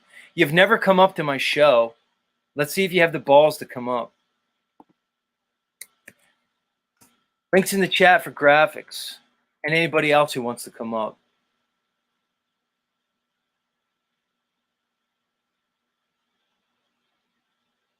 Electricity.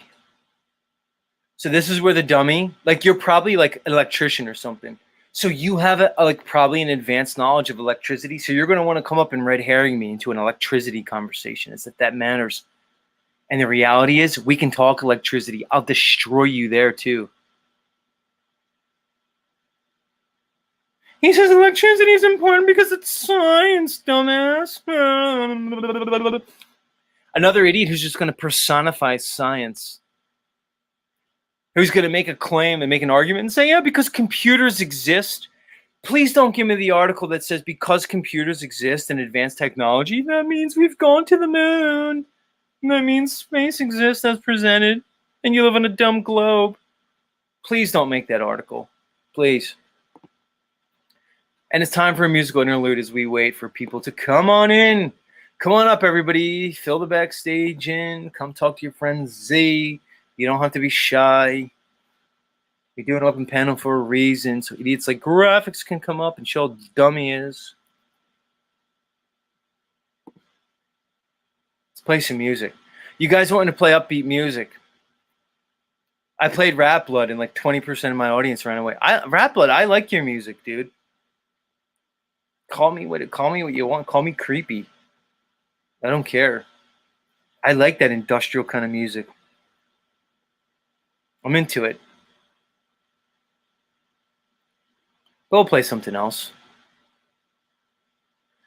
I know we'll play. We're going to play Nathan Sanders. This is for you, graphics. Let's see if you actually come up because the link's in the chat. I don't know if you missed it. I still don't see it up here. But in honor of you, graphics, we're going to play one of my favorite songs from our good friend Nathan Sanders. It's been a while since I've played Nathan, so I might as well play him now. This is for you, graphics. Don't go away, everybody. We'll be back shortly with more Z Show. Much love, much love. Take it away, Nathan. We love you. We love you, Nathan. I love playing Nathan because it's double triggering. Because I can get to call, people like my next guest, if he comes up, graphics a clown, and they get to hear Nathan sing. And they get to fucking basically like show all their homophobia and stuff. Take it away, Nathan. Much love. Talk to you soon, guys. Don't go anywhere. Notice how we're by a fire? Not really. It's special effects. What is real here? Is there anything real? Ask Jack Talcott. He'll tell you. I see you, graphics. Hold on. I see you're in a car. Well, the one thing I know, just wait. I intend to find out. Let me play my song, dummy, and get a drink. Something real. At least you showed your face, graphics. That's balls. Isn't it rich? He looks like an electrician. Are you an electrician, graphics? Nod your head up and down if you are. Did I get that right? Are you an electrician? Here at last. Are you saying on no? The ground, all right, we'll talk to you soon. Let's listen to Nathan. Come on, Nathan. Tell us, buddy. Send in the clowns. Send in the clowns. Isn't it bliss? Isn't it bliss, everybody? Don't you approve? I do. One who keeps tearing around, one who can't move. Yeah, coming at you, baby. Where are the clowns? Oh, we know where they are, Nathan. Send in the clowns. We're about to, good sir. Just when I'd stopped yeah. opening doors. Yeah. Finally knowing the one that I wanted was yours. Making my entrance again with my usual flair. Sure of my lines.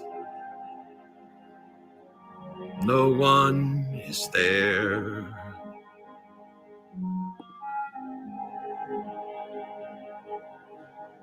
Don't you love farce? I love farce, Nathan. My fault, I fear. Not your fault. I thought that you'd want what I want. Sorry, my dear. No need to apologize, Nathan. But where are the clowns? Well, we're about to find out. Quick, send in the clowns. Sure. If you say so, Nathan. Don't bother. They're here. Oh, Nathan. Truer words have never been spoken, good sir. Isn't it rich? Mm-hmm. Isn't it queer? Well, maybe a little bit. Losing my timing this late in my career. And where are the clowns?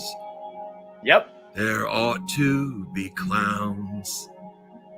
Well, maybe next year. Oh, I stepped on the ending there, Nathan. Sorry. A Apocalypse Cabaret. Singing our way through the apocalypse. Yay! One song at a time. Love you, Nathan. You're the man. All right, let's bring up graphics because he looks like he's driving somewhere, like to work or whatever. So let's bring him up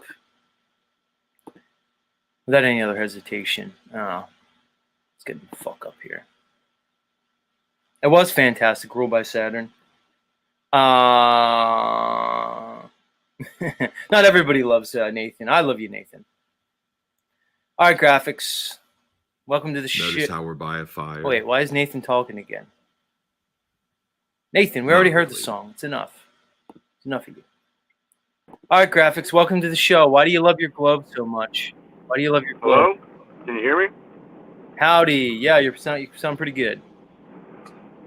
Yeah. I mean, first of all, you've mistaken that entire aspect of me. I'm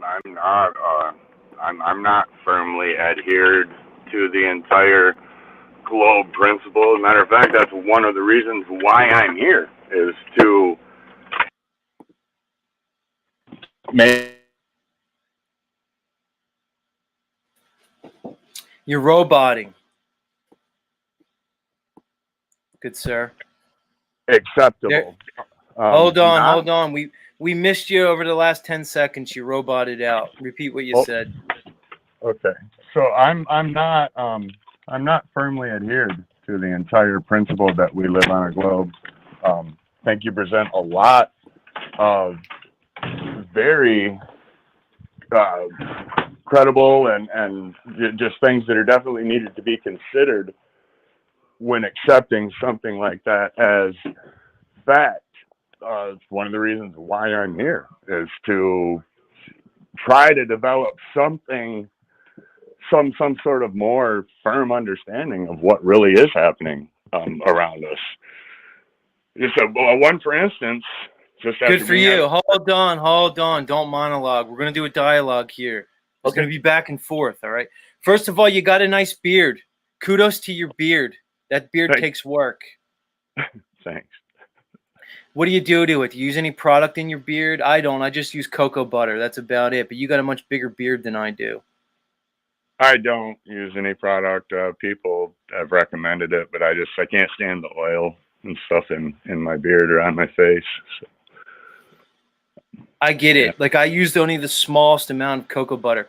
Now, let me ask you, when you take a shower, what I do, I take the shampoo from my head and then I use it on I shampoo my beard. I don't just use like soap or anything. Do you shampoo your beard like I do or no? Sometimes, but I try to only do that like once a week. It seems like it removes a lot of the natural oils, and I don't like to do that. Strip it, as often as I'm washing my hair. But all right. So now we had a little bit of small talk. So let's get down to it. So, all right. So you claim to kind of be like an open guy. You seem to be very interested in science. I'm very interested in science myself. I've pretty much dedicated my life to it up to this point. So we should be in for like a good little conversation here. All right. So go ahead. You said you're open to science. You're open to discovering the reality. We'll take you on your word that you're interested in truth. But what I find, graphics, is most people really aren't interested in the truth because the truth has consequences. The truth is not without consequence. All right. Because there's benefits and privileges that come from living in the illusion and the delusion that was created for us. So the question is, like our friend from the movie A Few Good Men says, can you handle the truth? Really? Can you handle it? I don't know. It's a worthy question.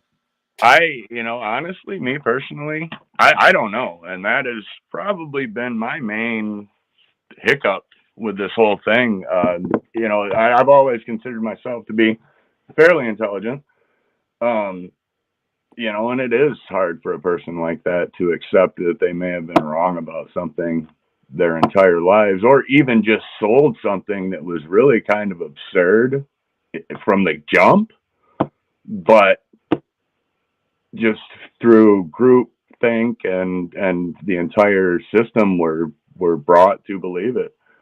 So yeah, it is. I mean, it is. I think it's hard for a lot of people, but I think it's hard for people that either are intelligent or think they're intelligent, especially to accept that they may have been wrong about something for years. So. Well, I think a lot of people here at this channel could probably relate to what you just said. All right, before we get into the science, maybe let's talk a little bit about psychology, things like that, and why we believe things, and more specifically about you. You don't have to dox yourself. You don't have to give yourself away. You appear to be in a home. You look like you live in a home, which is like, you realize not everybody lives in a home. Some people assume it. I have people like my friend Wobbly Boost. He lives in a tent in the Australian outback. Our friend Nuba here, he lives in Australia. He seems to kind of be homeless based on what he said. My friend Mitch that comes here, Mars Life, shout out to Mars Life. He's kind of a vagabond. He lives in his car. So we can't all assume. I live in a fucking basement, dude. You appear to have a nice home. I'm going to assume you have a family. Is that a correct assumption? Yes, I do. All right. So are you married? No, I'm not married. I've been with my significant other for 12 years or so. Gotcha. So you're not married legally, but you're kind of married almost like consciously and stuff. With your partner. I consider myself, yeah, to be, for all intents and purposes, to be married, but legally, no. Right on. You have kids and stuff? Yes. Yep. How old are your kids? I've got a 21-year-old, I've got a 21-year-old, a 19-year-old, 17-year-old, a 13-year-old, and a 6-year-old. All right. So you're prolific. Good for you, man. That's they say the best part about kids is making them. A lot of fun. Seems like you've had a lot of fun with that. Yeah. All right. You seem like a pretty legit, my impression of you, and I'm pretty good with this, is like you're probably a legit dude. You probably are a hard worker, an intelligent guy. Whatever you do, you're probably good at it, and you probably are intelligent. You said you consider yourself intelligent. You kind of have a bright look to you. You look like there's something going on upstairs. Are you a craftsman? Are you a tradesman? Are you a professional?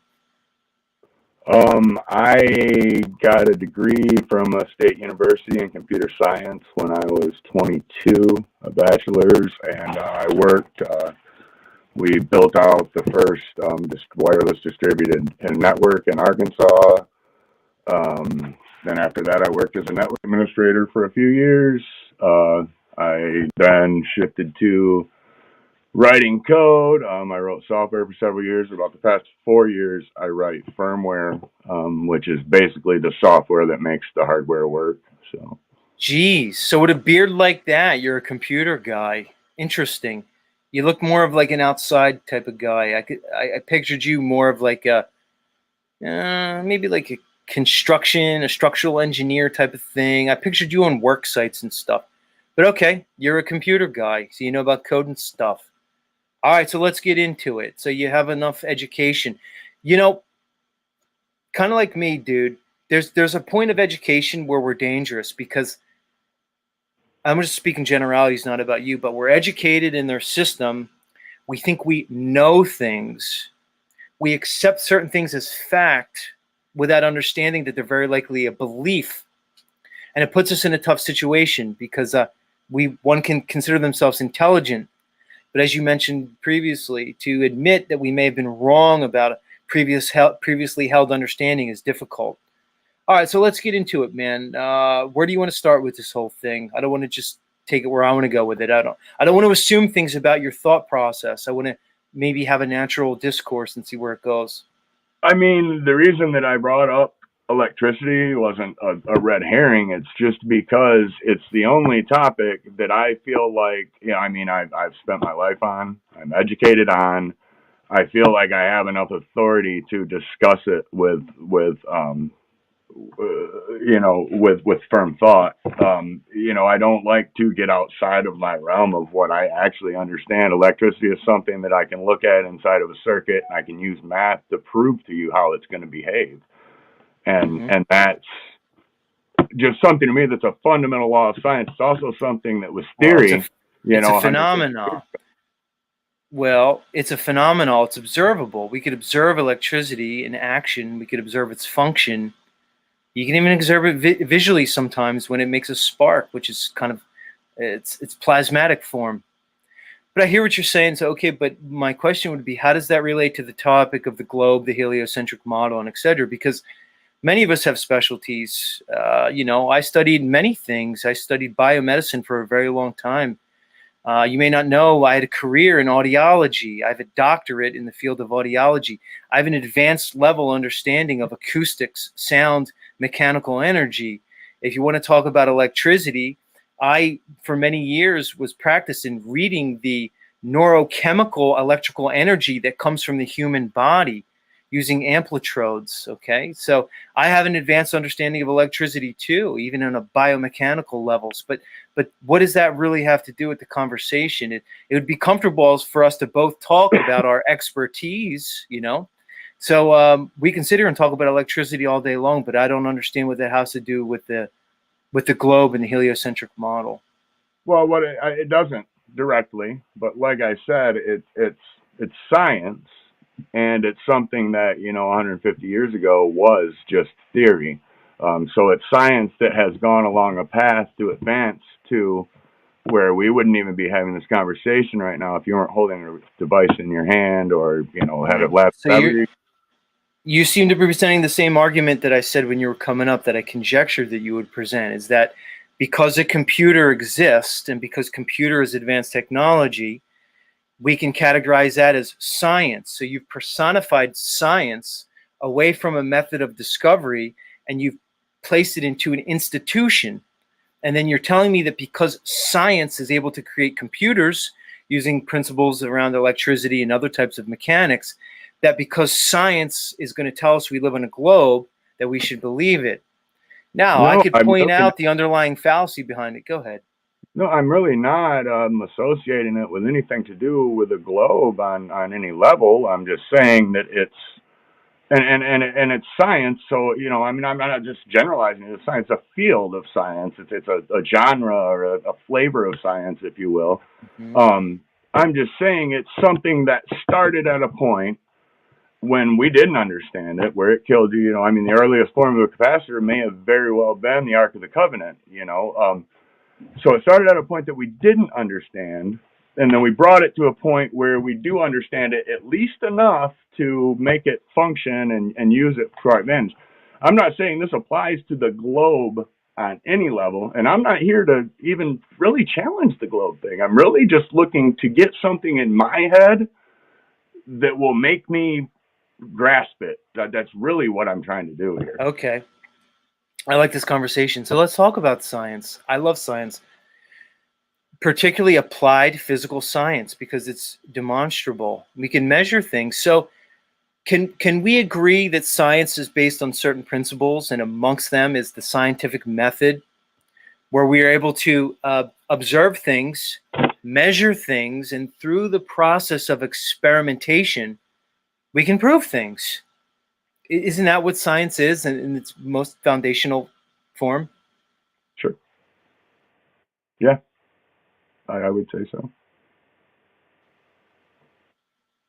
Have I lost you? Sorry, we're getting a little bit of a glitch here on my end. No worries. I'm having a connection issue.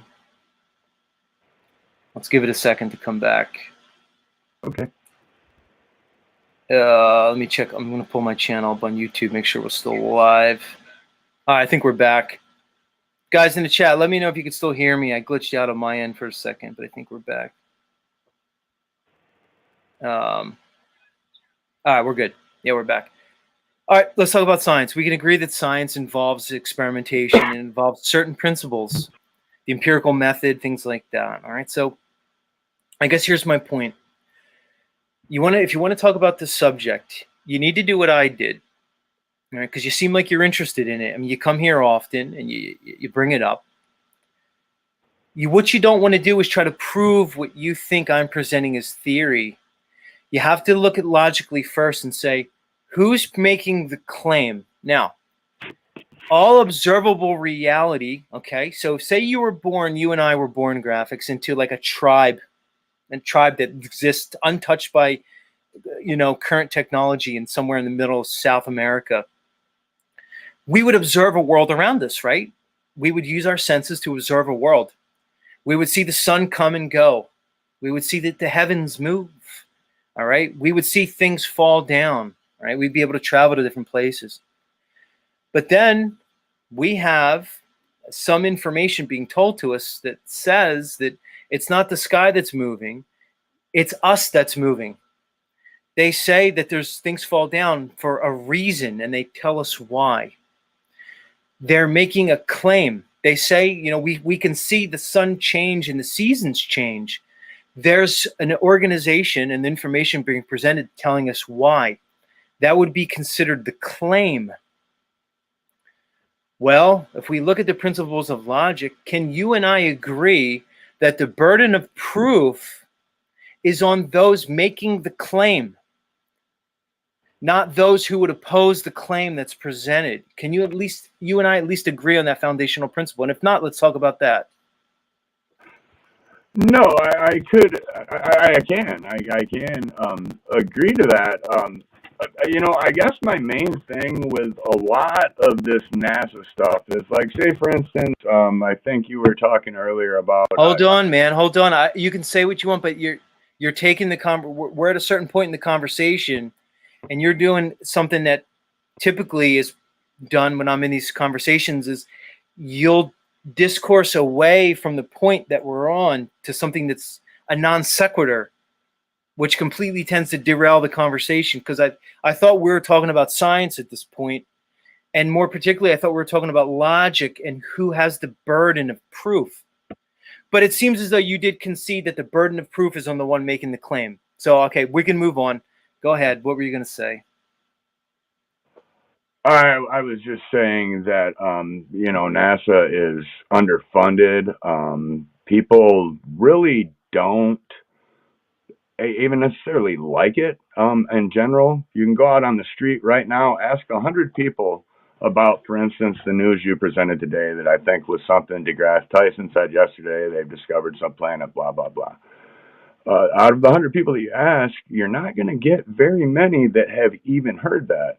Now, if you go ask them about something that, you know, has happened politics-wise or something like that, something that I feel like is really more relevant for population control, thought control, everybody's going to almost know what's going on with, you know, Trump or the, you know, whatever is going on there.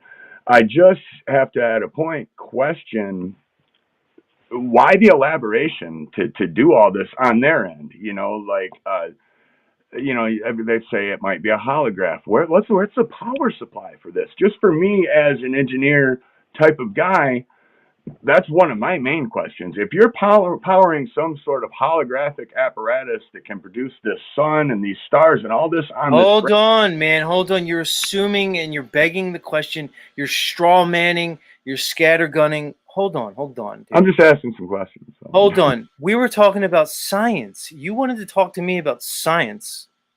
Now you're conjecturing. Why would they lie? How could they present a hologram? Who said hologram? Who said projection? That's it. That's a straw man, dude. You wanted to talk about. I heard. I'm not. You know, like I said. Right, because you're straw manning and that's what you do in my chat all the time. No, I don't straw man. Hold on. You're trying to assume what I think, but we were having a conversation about science. Even more importantly, we were having a conversation about applied physical science. All right, you took it to a crazy fucking place. What you really started off with is why the lie, how the lie, and then you strawmanned possible explanations of what this place might be other than what they're saying. Let's bring it back to science.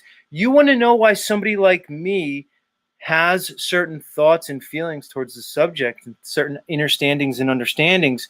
I'm trying to tell you about applied physical science, and you just went off in a crazy direction. Can we bring it back? We were talking about science. You went and talked about a bunch of other stuff. Right. So now you've dialogued for a minute about let's bring it back. Are you going to bring it back, or I'm just sitting here listening? So. I'm trying to bring it back to science, dude. Applied physical science. All right, now. So I'm going to bring it back to what I was saying before. Our observable reality is showing us certain things. Everything that we can measure, everything that we can test, everything that we could do experimentation on is showing us certain things. But we're being presented with a model and a theory that goes against all demonstrable, objective, testable reality. That's why I'm talking about science, because when we talk about science, this globe model is easily debunked. That's why I want to talk about science. I don't want to talk about more theories about what the universe could be, a hologram, a projection. I don't want to talk about our assumed funding of NASA, what they tell us, because you and I, we don't know how much NASA's being given or if they're given anything. We're told how much money's NASA's given. Whether you feel it's underfunded or overfunded is conjecture. We can't prove any of that, but what can we do? We can test the world around us. You and me can test it. We can do scientific experiments. We can look at others' experiments. We could review their research. We can make observations. Even if it's not an experiment, we can use observations to make certain understandings about the world around us. There's things we can do. That's what I like to talk about. All right. Now, you want to talk about the funding of NASA? We can have that conversation, but it'll probably be not very fruitful. I'd rather talk about science, and I'd rather talk about observations and measurements, because that's how you debunk the globe. And people don't get to be where I am and many of my listeners unless they've tried to debunk the globe. And that's what you do. You're given a theory and you try to prove it. Try to prove the globe. And that's what I would ask you, Graphics. What are your favorite globe proofs? What proves the globe for you? Like I said, I mean, you almost seem to still be approaching this as if I came in here saying that we live on a globe, and I know that's a fact, and that's not what I've done here. So I don't really know what you're looking at for me related to the globe. I don't have any way to prove it. If I had a way to prove it, don't you think that that would have been like the first thing I said when I came in here? You know, that's obviously why I said I don't know. You know, I think another problem with this whole thing is that, you know, a lot of people aren't really clear on what they're being presented as a theory and what is fact. You know, a lot of these scientific holdings are presented as theory. You know, they're not just putting them out there as their flat fact. I don't know about the stuff related to flat Earth, but it's quite common that science is presented at first as a theoretical, you know, instance, and then it propagates over time to some sort of provable, demonstrable, you know, what we would call, I guess, exact science. So, well, here's the thing, Graphics. The globe is not being presented as theory. It's being presented as fact, to the point where they're telling us that they're going to send astronauts back to the moon in 1.5 to 2 years with the Artemis mission. They're telling us that there's satellites in space. They're telling us there's an international space station. The globe isn't being presented as theory. It's being presented as reality and fact, okay? So it's not I know this. So for fact, I know that I can put my telescope outside, and if I put my camera on and I wait until the right time and I follow what they say is the space station, that I can track it and get a still shot of it. I also know that I can take my ham radio and I can do the same thing. I can follow it overhead with a directional antenna, and I can pull radio from it. I can pull CCTV from it. You know, so I mean, I don't, you know, like if something's there, and because of my experience with electricity science, microwave communications, etc., I'm able to demonstrate to myself that something is there. Distance, you know, from me, I don't know. Speed, you can kind of calculate, but which one of us is moving, I don't know. You know, so there's some factors there, some variables that I don't have. But and as far as satellites too, you know, I just you know, this all kind of goes to the holograph thing. I just it's hard for me to grasp how it all works.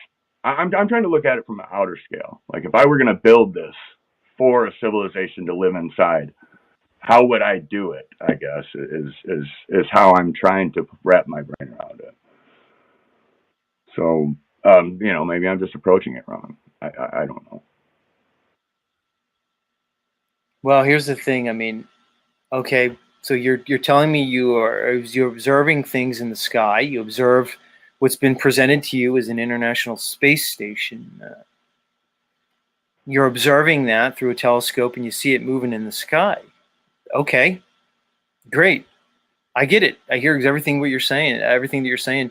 You're saying you could sense electrical signals from it. Okay. I don't quite understand the mechanisms behind that, but I'll just accept that. That using a ham radio, you can pick up electrical signals from the supposed ISS. I'm not really sure about that, but I You guess my can question. get right on NASA's website. APRS is the protocol you use. So On NASA's website. What do you mean by that? NASA, if you contact the International Space Station using a ham radio, NASA will send you a little certificate. You know, it's basically a contact. It's kind of what part of ham radio. Gotcha. And they talk to you? They talk to you? But no, so you're not APRS is just a location based, but they do Gotcha. usually do like once a month. They will do like a direct talk. It's more of a you feed up a question and they feed down a video that is a CCTV. It's really primitive. Frame rate is like I think it's like 8 frames a second or something, but really primitive video they'll beam back to you with response. Right. Normally it's to like elementary school students, stuff like that. So what you're telling me, yeah. So you're able to observe and measure. You're able to observe something in the sky moving. Yes. And you're able to measure some type of electrical response through the ham radio. But not with my naked eye. Not with my naked eye in either case. And not with even with the ham radio, you're only dealing with a brief window that you can contact it. I mean, you're talking about literally like 45 seconds. With the naked eye, you've got to use a camera, and you've got to hopefully catch it within, so. I gotcha. So I guess my question would be, what does that prove either way regarding a sphere Earth or a flat Earth? That we're observing something in the sky that we could see with a telescope and pick up with a ham radio. How does that prove anything either way? How does it prove or disprove anything about the shape? I think it proves a couple of things. I think it proves, first of all, the fact that it's coming around periodically. Coming around? What do you mean by that? Well, the fact that it passes us periodically indicates some sort of repetitiveness. The fact that we can calculate where it's at indicates that there's obviously something known about how it's traveling. And I really, as far as factually, I think that's really all I can just from that information. So is it possible that they put something up there, they call it the ISS, and they realize that when people see it go over, just saying, is it possible that it would lead to a situation where people can confirm their bias in the globe? And then I would ask you again, is it possible that there could be a deception going on and that people would have an interest in deceiving people into thinking like you're thinking? Okay, now, so that's a kind of a two-part question. But hold on, I wanted to talk about science. I wanted to talk about demonstrable, applied physical science. And we're talking about things that we're seeing in the sky that we can't prove. You're telling me that we could observe this thing in the sky that they're calling the ISS with a telescope and then it's moving and we could see it. But I wanted to talk to you about science, about applied physical science, and you're bringing me to the sky and things that we were visualizing. I'm just having a conversation here, dude. I don't know if I'm not. So am I. Seems like every time that we speak about, if you've got a certain direction, then go ahead. Well, I'd like to see, to me, because when I look at things that we can prove, if I want to say, okay, how do I prove things about the world that I live in? How that's what got it to this. I said I can prove that I can contact that thing and I can take a picture of it. So those were the proofs. Right. But I'm talking about the only way to really prove anything is the scientific method and the methodology around it. That's why I like to talk about science, because you got to understand something. Graphics people come to me and they say, "Don't you know about science? Don't you know about science, Z?" And they'll personify science. I go, let's talk about science right now. I want to talk about science. And then people just then want to bring me away from the science that they wanted to talk about previously, which I find is funny. It's sort of slippery. When you want to bring up science, and then I bring up science, and then you want to talk about observations. I'm talking about science, dude. So I was just following along with the path of the conversation as far as science. All right. stray from it.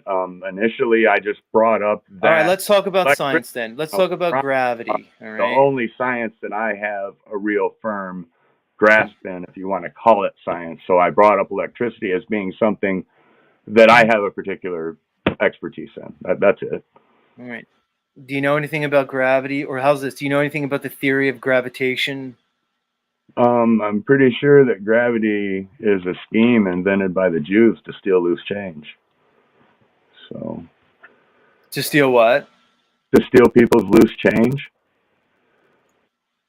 Oh, so it's a joke. So basically, gravity makes money fall to the ground, and then the. Yeah, it's a joke. It's a joke. You don't like the Jews, huh? No, I'm not even pretending. It was just a joke. That's all I had for gravity. Gotcha. Not against Jews.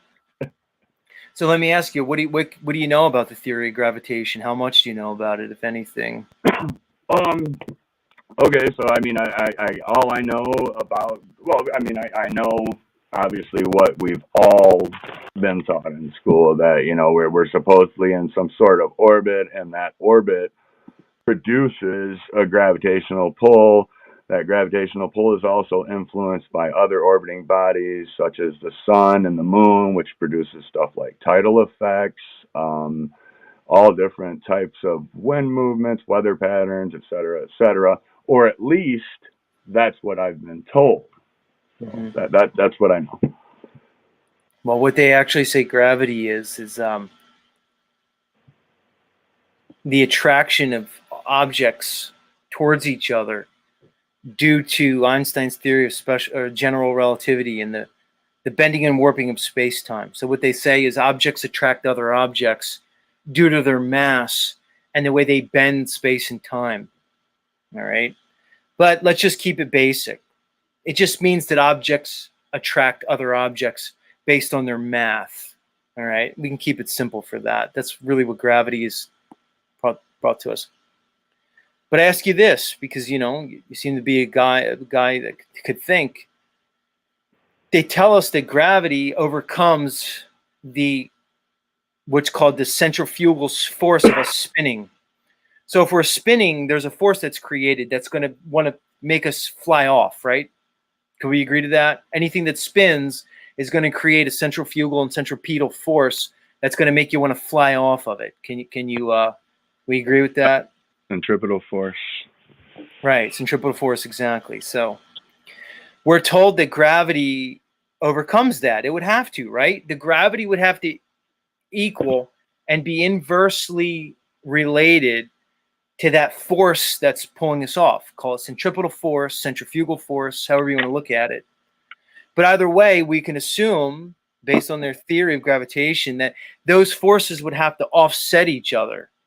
Which, can you agree with that, at least conceptually? Yeah, that would be what would make sense. Right.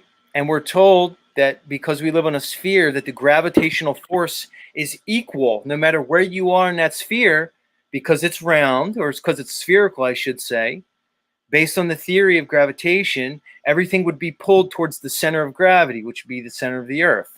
So we can agree that based off their model, gravitation, the force of gravitation would be equal around the so-called globe. Can we agree on that, at least conceptually? I mean, yeah, with obviously, I guess at that point there would probably be minor variances for, thickness of the planet at certain points, if that were. But yeah, as far as on a broad level, yeah, that would make sense. All right, fair enough. For what I've been. So let me ask you this question, and the whole world could watch as Z destroys the globe right here, is that if they tell you that the gravitational force is what offsets this centrifugal or centripetal force, and that the force of gravitation is constant around the globe based off its shape and its mass, then how can gravity, which is constant, be what's overcoming this centripetal force if we know that that's centripetal and centrifugal force is different and varies depending on where you are on the globe, to the point that it's maximum at the so-called equator and zero at the poles? Yeah, I have no Okay, idea. you understand? So if gravity is overcoming the centrifugal force of 1,000 miles an hour at the equator, how is that same gravity having the same effect on that physical body when the centripetal and centrifugal force at the poles is literally zero? It makes no sense. It debunks the entire globe. This is why I'm trying to talk to you about science, dude. Because when I'm trying to talk to you about applied physical science and how it debunks their model, this is what I'm talking about. Let me ask you another question about I'm so-called. listening, Go ahead. but the whole thing, like even what you just said, it almost seems like it would lend to a globe model How more. so? Well, if you were closer to the poles, you're less in the area where the spin is occurring, so the force is going to be less. Right, exactly. You're Now it exactly doesn't right. work with the gravity model, but we don't know. There could be something else there that's offsetting that. Maybe it's naturally balancing Right, but because there's they tell something. you it's gravity. That's why I'm saying it debunks their model, because it could be a million things why Yeah, things fall down. I don't I have to agree. tell people I why agree. things fall down to say their theory of gravitation is stupid. I'm debunking their model in front of you every single morning. You just don't want to see it, graphics. No, I Let don't. me ask you another one. All right, let me First ask of you all, I another don't one. watch every morning, but to be Okay, well quite maybe you honest with should. you, from what I do see out of you, there's not a whole lot of stuff like this where I'm actually getting, okay, this is the meat and potatoes. This is, Okay, I well would you're have to watch here and your we're talking show to about meat and probably dig through. potatoes. So as you want to tell me how I don't talk about meat and potatoes as we're currently talking about the meat and potatoes, what's the point? Are we not talking about meat and potatoes? You seem like you want to distract me from it. No, you see, Jesus, man, this is so crazy how you talk. Guys, you see the I came I here. appreciate you I don't graphics watch because you you're every you're morning. I evidencing. haven't Hold dug on. through your stuff to try to Right. dig up what you say. All I'm saying is, out of the 20 minutes or so that I do catch you a morning, I don't normally get stuff like this. Normally, when you've got people up, it's like lately it's been the John guy. I don't know, the guy who's gonna fly to the fucking poles or whatever. So my apologies for not having the information, but no, not trying to detract from the discussion at all. Just agreed with you on the gravity thing, and I'm open to anything else you might have to say. Well, where would you like to go? What would you like to talk about next? Because I can talk about this forever, man. Um, I guess maybe another a question that I would have, I guess, is anytime I try to talk to other people about this, it's very hard to get any kind of firm set of this is what we believe versus what others believe. So, like, for instance, we talked about uh, satellites, etc., moving around, they're in the sky. And we're saying that this is Hmm. all some sort of false presentment. Me, from an engineering standpoint, my question would be scientifically, how would you power something like that? And also, if you were going to produce a system like this, what's the intent behind it? What's the intent with tidal flows and things like that? Why have all of this? The intent. What's all Why of does this a phenomenon overwhelming need an intent? complication? Hold on, hold on. Why does a phenomenon need an intent? We just observe natural phenomena and then we use certain methods to try to explain them, I'm namely talking about scientific the methods. intent behind them presenting us with theories as fact. I'm not really talking about the So intent you're behind. asking why the lie, which everybody does. You want to jump to why the lie? What does it matter why they're lying? Let me Well, ask you something. because I Hold mean, people on. Are we don't even having? really care about NASA. That's the thing. Like, this is a topic that a lot of people, general public, doesn't even care or know about. And it just seems to me like they would have a lot better places to try to manipulate. And also, I'm questioning what the benefit would be to them beyond just saying we can make these people believe anything, I guess. Right. So you're asking why would they lie? What would it benefit them? What's their motive in presenting a deception? Sure. Because somebody like me comes out and says, look, you're presenting a model that I could debunk, which means you're deceiving me. And then you're going to say, well, why are they deceiving us? Why?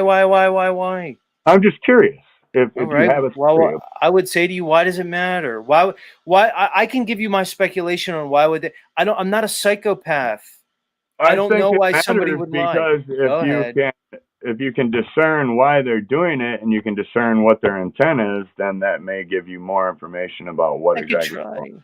I'd rather not jump to conclusions. I'd rather stick to demonstrable, applied physical science and demonstrable reality than to conjecture why somebody would lie to me. Why do you lie? Have you ever lied, Graphics? I have. I've lied in my Sure. life. Well, I promoted the benefits of lying this morning. I actually told my audience they should lie to people in certain circumstances. So you and I both admit that we lie, right? Why do you lie? if I mean, I don't anymore, but when I was younger, if I lied, You don't lie? to Come on, you to lie. I benefit. guarantee you've lied at least once this week. No, I don't believe so. All right, so why have you lied before then? Generally, it's to benefit myself in some way. Right. You lie to benefit yourself in some way, maybe to protect something that you value. You lie to benefit yourself. Sure. So you're asking me why the lying? Maybe they benefit from it, whoever's perpetrating it for whatever reason. Why do I need to know what the benefit is? I'm not saying you need to. I'm just asking a question, dude. Like, it's All right. not. I'm not trying to corner anybody. I'm just asking you. Did I say you're trying to corner me? I thought we were having discourse. Well, let me ask you. Why do you? All right. So let's just take a thought experiment. Let's assume that guys like me are correct and they fucking lied about the globe. They're lying about space and they've been doing it for hundreds of years. Let's take a thought experiment. Why would you conjecture that they would lie about such a huge thing? Why would they do it? Let's say it's real. Let's say Z's right. Let's say Z's right that the Nile River couldn't exist on a globe, that the theory of gravitation is actually impossible. Let's just take a thought experiment. Why do you think they would lie about it? I really don't. I've thought. I really don't know why. I mean, I guess the intent could be to keep us. I don't think you said, because it's not like they're placing even limitations. Like, you can't go off planet. Really, the only limitation for somebody like you or me right now is money. We could build a rocket today if we had money. We just don't, so it's not even like there's constraints being put around it. There's not. Have you ever looked at what's called the Antarctic Treaty, signed in Yes, I have. 1958, It was signed by every country. So here's the thing. Well, I find it interesting because thousands of people travel to Antarctica every year. Right. Can they do it freely? No. They have to apply to it, and they have to go through certain governmental approved companies to certain governmental approved areas. So here's my point. Hold on, we're having discourse. Don't just try to railroad me. Nobody's real. I'm trying to answer you. I didn't ask a question, but I'm about to say I asked one now. Why did you hold on? You just said that there's no restrictions on us traveling, but then admitted that you know of the presence of the Antarctic Treaty. What prevents us from freely exploring beyond the 60th South Parallel? So which is it? Can we travel freely or can't we? I am not aware of any restrictions on Antarctic travel outside of where there may be military installations or weather installations. And how does the Antarctic Treaty specifically apply to that? Not even every country signed the treaty, for one thing. I'm not sure. It applies because you said we have no restrictions on travel other than money. I pointed out to you the Antarctic Treaty, and that people that have tried to independently explore beyond the 60th South Parallel, and were met by military resistance, which is recorded. You can't independently travel, and that's true, and you're being disingenuous because if you and I had billions of dollars and we tried to organize a trip to Antarctica, that we would meet governmental and military resistance. You know that, and you admitted it because you know the existence of the Antarctic Treaty. So when you hold on, Graphics. So when you say we have unfettered travel and the only restriction is money, that's not true. Well, first of all, I was discussing space, and you've now diverted to Antarctica. So You that's one did. thing. You're the one who said we But have unfettered travel. but You're the one yes, who to said we space, have to unfettered space. I said travel. we can go to space if we Oh, had we can go money. to We can go to space. space. So you and I Now can go listen. to space, an So for unproven instance, here's place. a country that Right. didn't So sign the you're going to Antarctic just Treaty. posit that you and I Here's can a go to country that space when there's didn't no proof sign the of it. Antarctic Treaty. Here they Mexico. go. Here's his Here's a country that codfish. didn't sign the Antarctic Treaty. I'm going to put you in the Mexico. back. I'm going to put you in the back because you can't control yourself. Graphics. If you can't control yourself, I'm going to have to control you. See what happens, guys? It's emotional. I'm going to bring you up, graphics. Just relax. Let me talk to my audience. What you're looking at is an indoctrinated mind going through a defense mechanism, right? He's going through a defense mechanism. He's employing one subconsciously, all right? This is what happens. Look, I'm about to bring you up, graphics. Relax. You're just apparently not going to let me talk on my own show and try to talk over me. It's all right. He chose to come up here and we're having discourse. This is going to help people. Even if it doesn't help him, it's helping somebody. We were programmed using our emotions.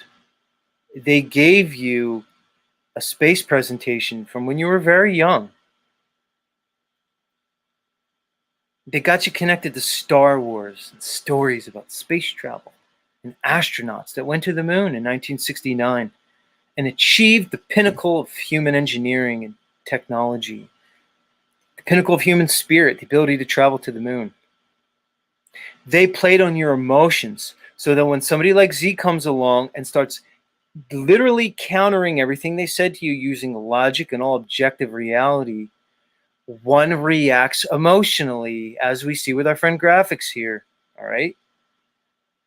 Now, Graphics, you're the one who says we can travel unfettered. You're assuming we could travel unfettered to space if we had all the money. That's an assumption. There's no evidence. I gave you a realistic thing. We know that if we had enough money, we can have a ship, we can have an airplane, we can have a Zeppelin, and we could go towards Antarctica. That's something we know. But you're trying to divert the topic you brought up about unfettered travel, about space. When I bring up something that's actually realistic and observable, that we can travel south away from the North Pole and away from the North Star, and that we're restricted from even doing that here on Earth. And you want to talk to me about travel into the fucking space as you're smoking a cigarette because you're triggered. What are you doing smoking cigarettes? You know that's not good for you. You know I'm going to get... Have you watched me enough to know I'm going to get on you about the cigarette thing? Why are you smoking cigarettes? Throw me out. I don't give a shit. If you want to throw me back out, I'm not going to throw you out for smoking a cigarette, but I'm going to say, why are you fucking smoking cigarettes? You're a father of 4. You're a young man. You're smoking cigs. Nasty habit, and I need to quit, you know, but I don't really want to get into that. All right, stop doing that. Stop smoking. Yeah, I would love to, and I will at some point, but... What do your kids say about your smoking? Did they get on you about it? They say, Dad, we love you. Why are you killing yourself? What are you doing? Come on. Yeah, you at least have one kid that's highly upset that you're smoking. Yeah, my son really hates it. Right. And of course the wife too. She quit like 10 years ago. So. Oh, your wife quit and you still smoke. That's tough because you both started off smoking. She quit. And then you're like, fuck, now I got to quit? Like, what am I going to do with that? I was the one that instituted the quitting. It was when the vapes first came around and all that. And, you know, she picked it up, the vape, for like 3 months and just completely stopped. And I didn't. So. You know, it's funny. I've spoken about this before. I was married before. I don't know if you know that. My ex-wife was a cigarette smoker. When we got together, I kind of convinced her to put the cigarettes down, and she switched to vaping, which I don't know if it's any better or not.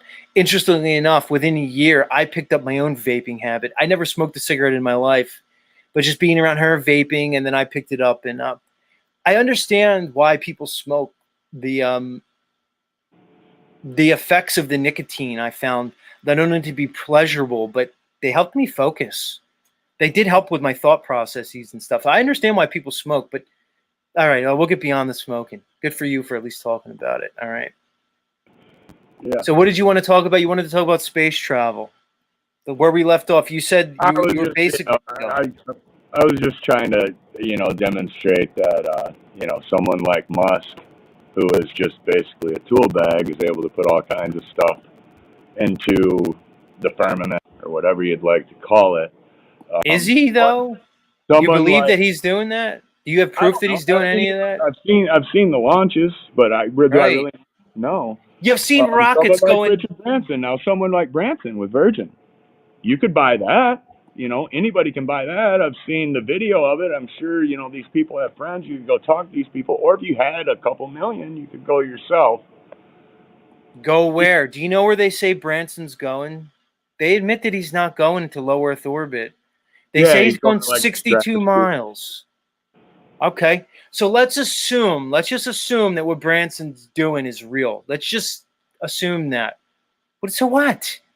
So he's going real high with a rocket. There's no 0G. They're not floating. They're just descending. Yeah, have you not seen the videos? Yeah, they're definitely in 0G. And I mean, I've seen a lot of videos of people floating. Have you ever seen videos from what's called a parabolic flight, also called a 0G plane? Yeah, that they use to train for NASA. Yep. Right. There's people floating. There's videos of people floating, right? They look an awful lot similar to the Richard Branson videos. I'm sure, yeah. What's the point, graphics? See, what you're evidencing to me is you're taking a presentation and then you're using what's presented to you to confirm your bias of glow, which very likely is an emotionally based bias that you have. Based on things that you don't want to look at. You're probably a man who's not very in touch with his emotional space and his inner space. That's one of the reasons why you smoke, by the way. You're probably not very in touch with your internal world. Yeah, I don't know. Maybe not. Anything's possible. But, I really don't see how that's relevant to this discussion.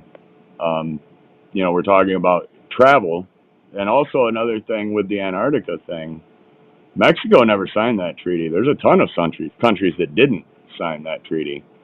So all what? of those citizens aren't under restrictions to travel. No, that's not how it goes. That have been to Antarctica. You're reading it wrong. It's not about how. It's not about which citizens. It's about what countries are going to uphold the border.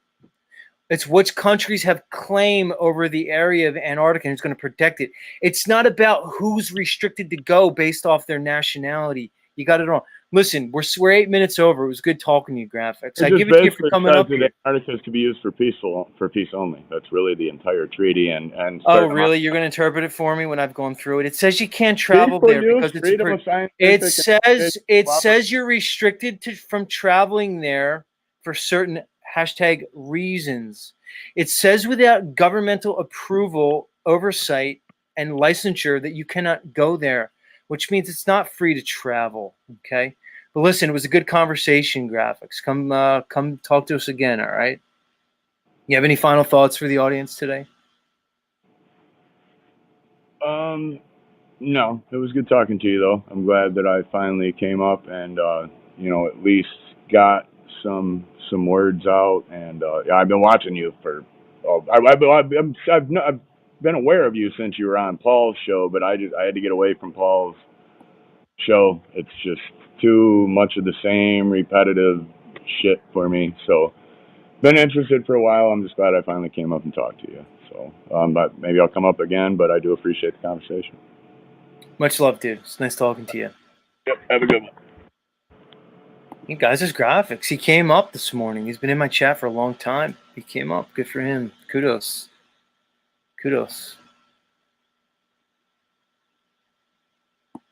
Z doesn't shy away from those conversations, guys. I welcome them. That's why I do this show. They're not always easy. These aren't easy conversations to have. Thanks, Braxton, and everybody else. Dick, all you guys out there. Slick Rock. Much love, everybody. What's today? Today's Tuesday. It's Tuesday. Hey, brings us to the end of another Z show. If the fates are willing, we'll do it again tomorrow, guys. Same time, same place. Much love, everybody. Take care of yourselves and each other.